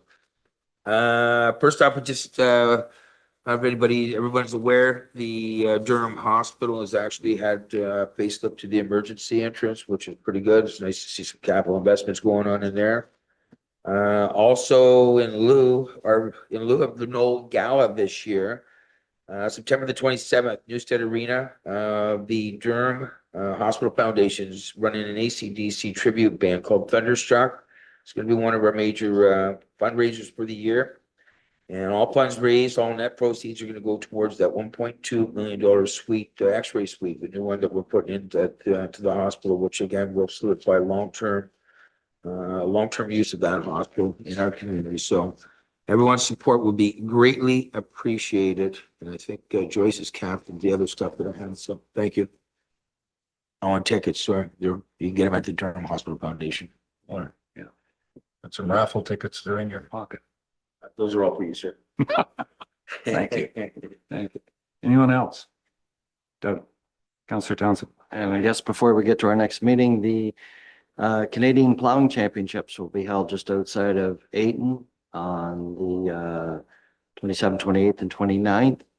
And they have a pork chop barbecue on the Wednesday night, and an awards banquet and a beef dinner on the Friday night. So get your tickets. They have a website and an email. You can get your tickets through them. And it's going to put Ayton on the map nationally for a few days, and support all local businesses. So it's a good event to bring to West Grey. I think this is the second time in the last 15 to 20 years that the Canadian Championships have been here. To make the understanding, it's quite a bit different than the international plowing match. These are the Canadian Plowmen's Championships. So there'll be plowmen from all across Canada, and it'll just emphasize Ayton being on the map just a little bit more. It is 365 days of the year. It's on the national map there, Doug, but these 2 days, 3 days specifically. Okay, good. Couple of events that happened, a few staff and a couple of council members were at Saugeen Valley Conservation 75th anniversary. The conservation has been there for 75 years and has evolved over 75 years. And that was 2 weeks ago. Good celebration and an opening of another park that is not fenced. It's a good thing. Safety Village at the Sulphur Springs conservation area. The Safety Village in this past Sunday opened up, and a couple of council members were there, myself and other dignitaries.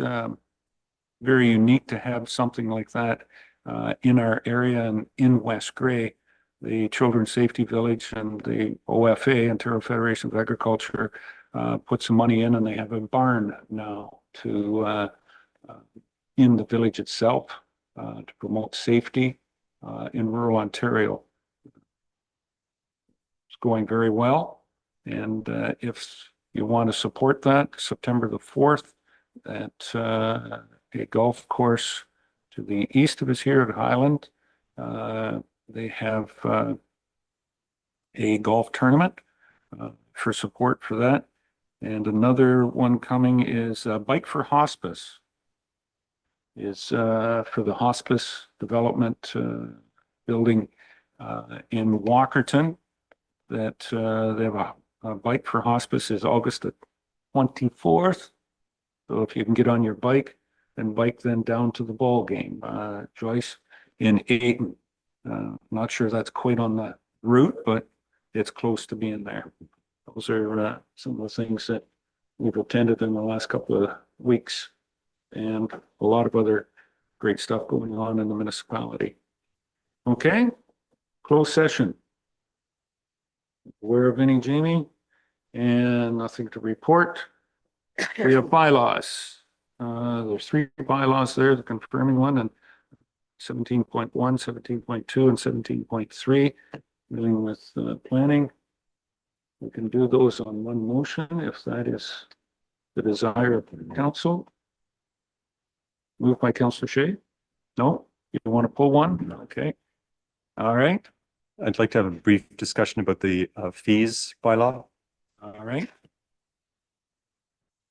So we'll pull that one out and do it separately. Do you want to do the first two or? Okay. Get to do something I want my way. Which one's the fee? 17.2? Yeah. So bylaw 2025-064 and bylaw 2025-066 are the other two. Mover to move forward with those. The seconder, Councillor Townsend, Deputy Mayor Hutchison moved, Councillor Townsend seconded to pass those two bylaws. Discussion, all those in favor? Opposed? That's carried. Bylaw 2025-065, bylaw on fees and charges. Comments before we move from second. Go ahead. I think we probably all got correspondence from a representative of the Lions Club saying that the lottery fees were a significant increase over what they had been before. In a previous round of increases, the lottery fees were frozen, allowing the Lions Club to do fundraising for community ends. And they asked me and probably all of you too, to consider freezing the lottery fees at the rate that they were previously. I don't know if there's anybody, are you all still on the Lions Club, Mayor? I don't know if you want to speak to that or. I will not speak to it. Okay. And because you brought it up and whatnot, I'll be declaring conflict of interest on this one. Oh, okay. So. Mr. Hutchison, you are now chairing the meeting. Right. Thank you, and through you, Deputy Mayor Hutchinson. So as council is aware, user fees play a crucial role in the financial health and sustainability of municipal budgets. These fees charged for specific services provided by the municipality, such as lottery licensing, as an example. One of the key advantages of user fees is their ability to offset the amount of tax dollars needed to fund the budget. As you know, when residents pay for services they use, it reduces the pressure on the general taxation system, meaning that instead of increasing property taxes to cover these expenses, the municipality can allocate them to those that benefit directly from them.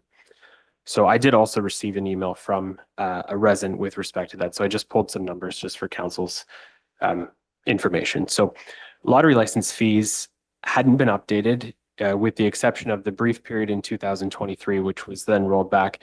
They hadn't been updated in 21 years. So while the cost of a lottery license for anyone who would qualify to get one didn't change, the cost associated with processing those lottery licenses fees increased significantly over that 21-year period. Many people assume that the license is issued and then that's it. There's no more expense until next time the group comes back for their next license. Simply put, that's not the case. Staff are required to, first of all, do a review to determine whether or not the group actually qualifies for a lottery license. If they do, there's monitoring that has to take place throughout the year. So staff do spend a decent amount of time each year monitoring, tracking, reporting, reconciling, everything to do with that lottery license prior to the group actually closing that one off and coming back for a new one. Council and West Grey staff certainly heard the West Grey Lions and all Lions clubs for that matter in 2023 when the jump from the lottery license fee went from a $25 flat fee to a 3% fee, putting the max prize value at $50,000, meaning their lottery license would be then $1,500. Certainly we understood that. Council took corrective actions to address that. And the net result of that was the fee was reduced back down to 1% with a cap of $500. So that's where it was in the 2023 bylaw. With this iteration of the update, staff is simply trying to recoup some costs to offset the cost of providing that service. Lottery licensing is a service that we don't have to provide. It's a service that we get to provide. And it's certainly a service that should not cost West Grey money to provide. So the rationale behind this fee increase was to incrementally recoup some of the costs associated with lottery licensing. And I will note too that in order for any one group, be it the Lions Club or any other group that qualifies for a lottery license, to hit that $750 fee, their total prize value would have to hit or exceed $25,000. So anything under that would not be a $750 fee. It would simply be a 3% fee with a minimum amount that's specified in the bylaw up to a maximum of $750. So again, using the Lions Club as an example, if they hit that maximum threshold of a $50,000 prize that we're allowed to issue a license for, instead of paying $1,500, they would only be paying $750, which is half of the 3% fee that we could impose on them. I understand that $750 is more than $500, which is what they would have paid last year and up to now. But again, it's trying to recoup some of those revenues to offset the tax increase and account for inflation over a 21-year period to bring us up to today. Okay, thank you, Clerk. Do you have a response to that, Mr. Chair? Just a real quick question. You said lottery licenses is not a service we have to provide. It's a service we get to provide. Does that mean if we didn't provide that service, there would be no lotteries permitted in West Grey? Or would it just be a Wild West? Individuals requesting a lottery license at that point could go through the AGCO, but the municipality is under no obligation to provide lottery licenses. Much the same as we're under no obligation to provide marriage licenses or officiate marriages or do anything like that. And it's the convenience, the service that's right here in our municipality is the other component of that. Councillor Hatch, go ahead, sir. Just a question to Jamie or Clerk. So the Lions Club is one that sort of repeats in terms of their catch the ace thing. I'm just wondering what the other ones are. Is the same amount of work going involved, like say for raffles and blanket license and so on? Like, is there more work in some raffles than others? And with them being a repeat user, does that simplify the process? Through the Deputy Mayor, it does not simplify the process. The process is what it is, regardless of whether it's the Lions Club doing a $50,000 lottery or if it's a $10,000 lottery or a $1,000 lottery for that matter. There's still staff time involved with reporting, reconciling, making sure that the money being spent from the proceeds of the lottery actually qualifies. So staff would have to go in, review the receipts, make sure that they didn't just take themselves out for lunch, having just secured all this money. So there is checks and balances and monitoring that has to take place throughout the year. Not all expenses are eligible. Lottery funds can't just be used for anything. So regardless of whether it's the Lions Club or some other group, that process is still the same because staff have to make sure that the fees or the expenses actually qualify. So regardless, the process is the same. It doesn't really change based on whether or not they're repeat or not. If they do come back year over year, we wouldn't have to do an audit to determine whether they qualify because they did last year. So unless something significant changed, they would still qualify. But the process doesn't change and it doesn't become easier just because you get a license every so often. So the difference in fees, 1% to 3%. So it changes their maximum from 500 to 750. So potentially a difference of $250 for each time they do the raffle sort of thing. Okay.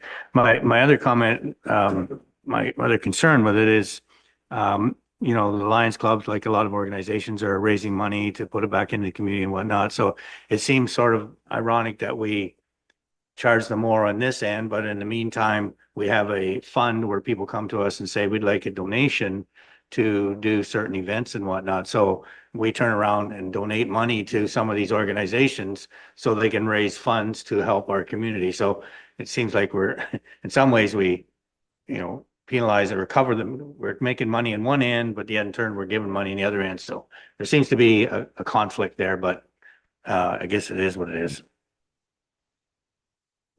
through you, Deputy Mayor, and I will just add that that has been taken under consideration, and that's why we've set that cap at 750. So it's not penalizing somebody for wanting to raise funds for charitable purposes. Again, this is gambling that we're talking about, and there are chances and circumstances where the House does not always win. I think it's reasonable to assume that if the maximum prize value is $50,000, that any charitable group that's trying to raise these funds through lottery would bring in well in excess of that. There are circumstances, however, in rare cases where the House doesn't win, and that wouldn't be the case. But by and large, the individuals that are running the lottery presumably are making well in excess of the lottery license fee in order to actually provide that service to the public. Okay, any follow-up here, Councillor Hutch? No? Councillor Townsend, go ahead, please. So basically, the fee we're charging is a cost recovery on municipal staff's time and everything. Do you think we're probably still below cost recovery then, based on the fees that we're charging, or do you think we're in line with cost recovery?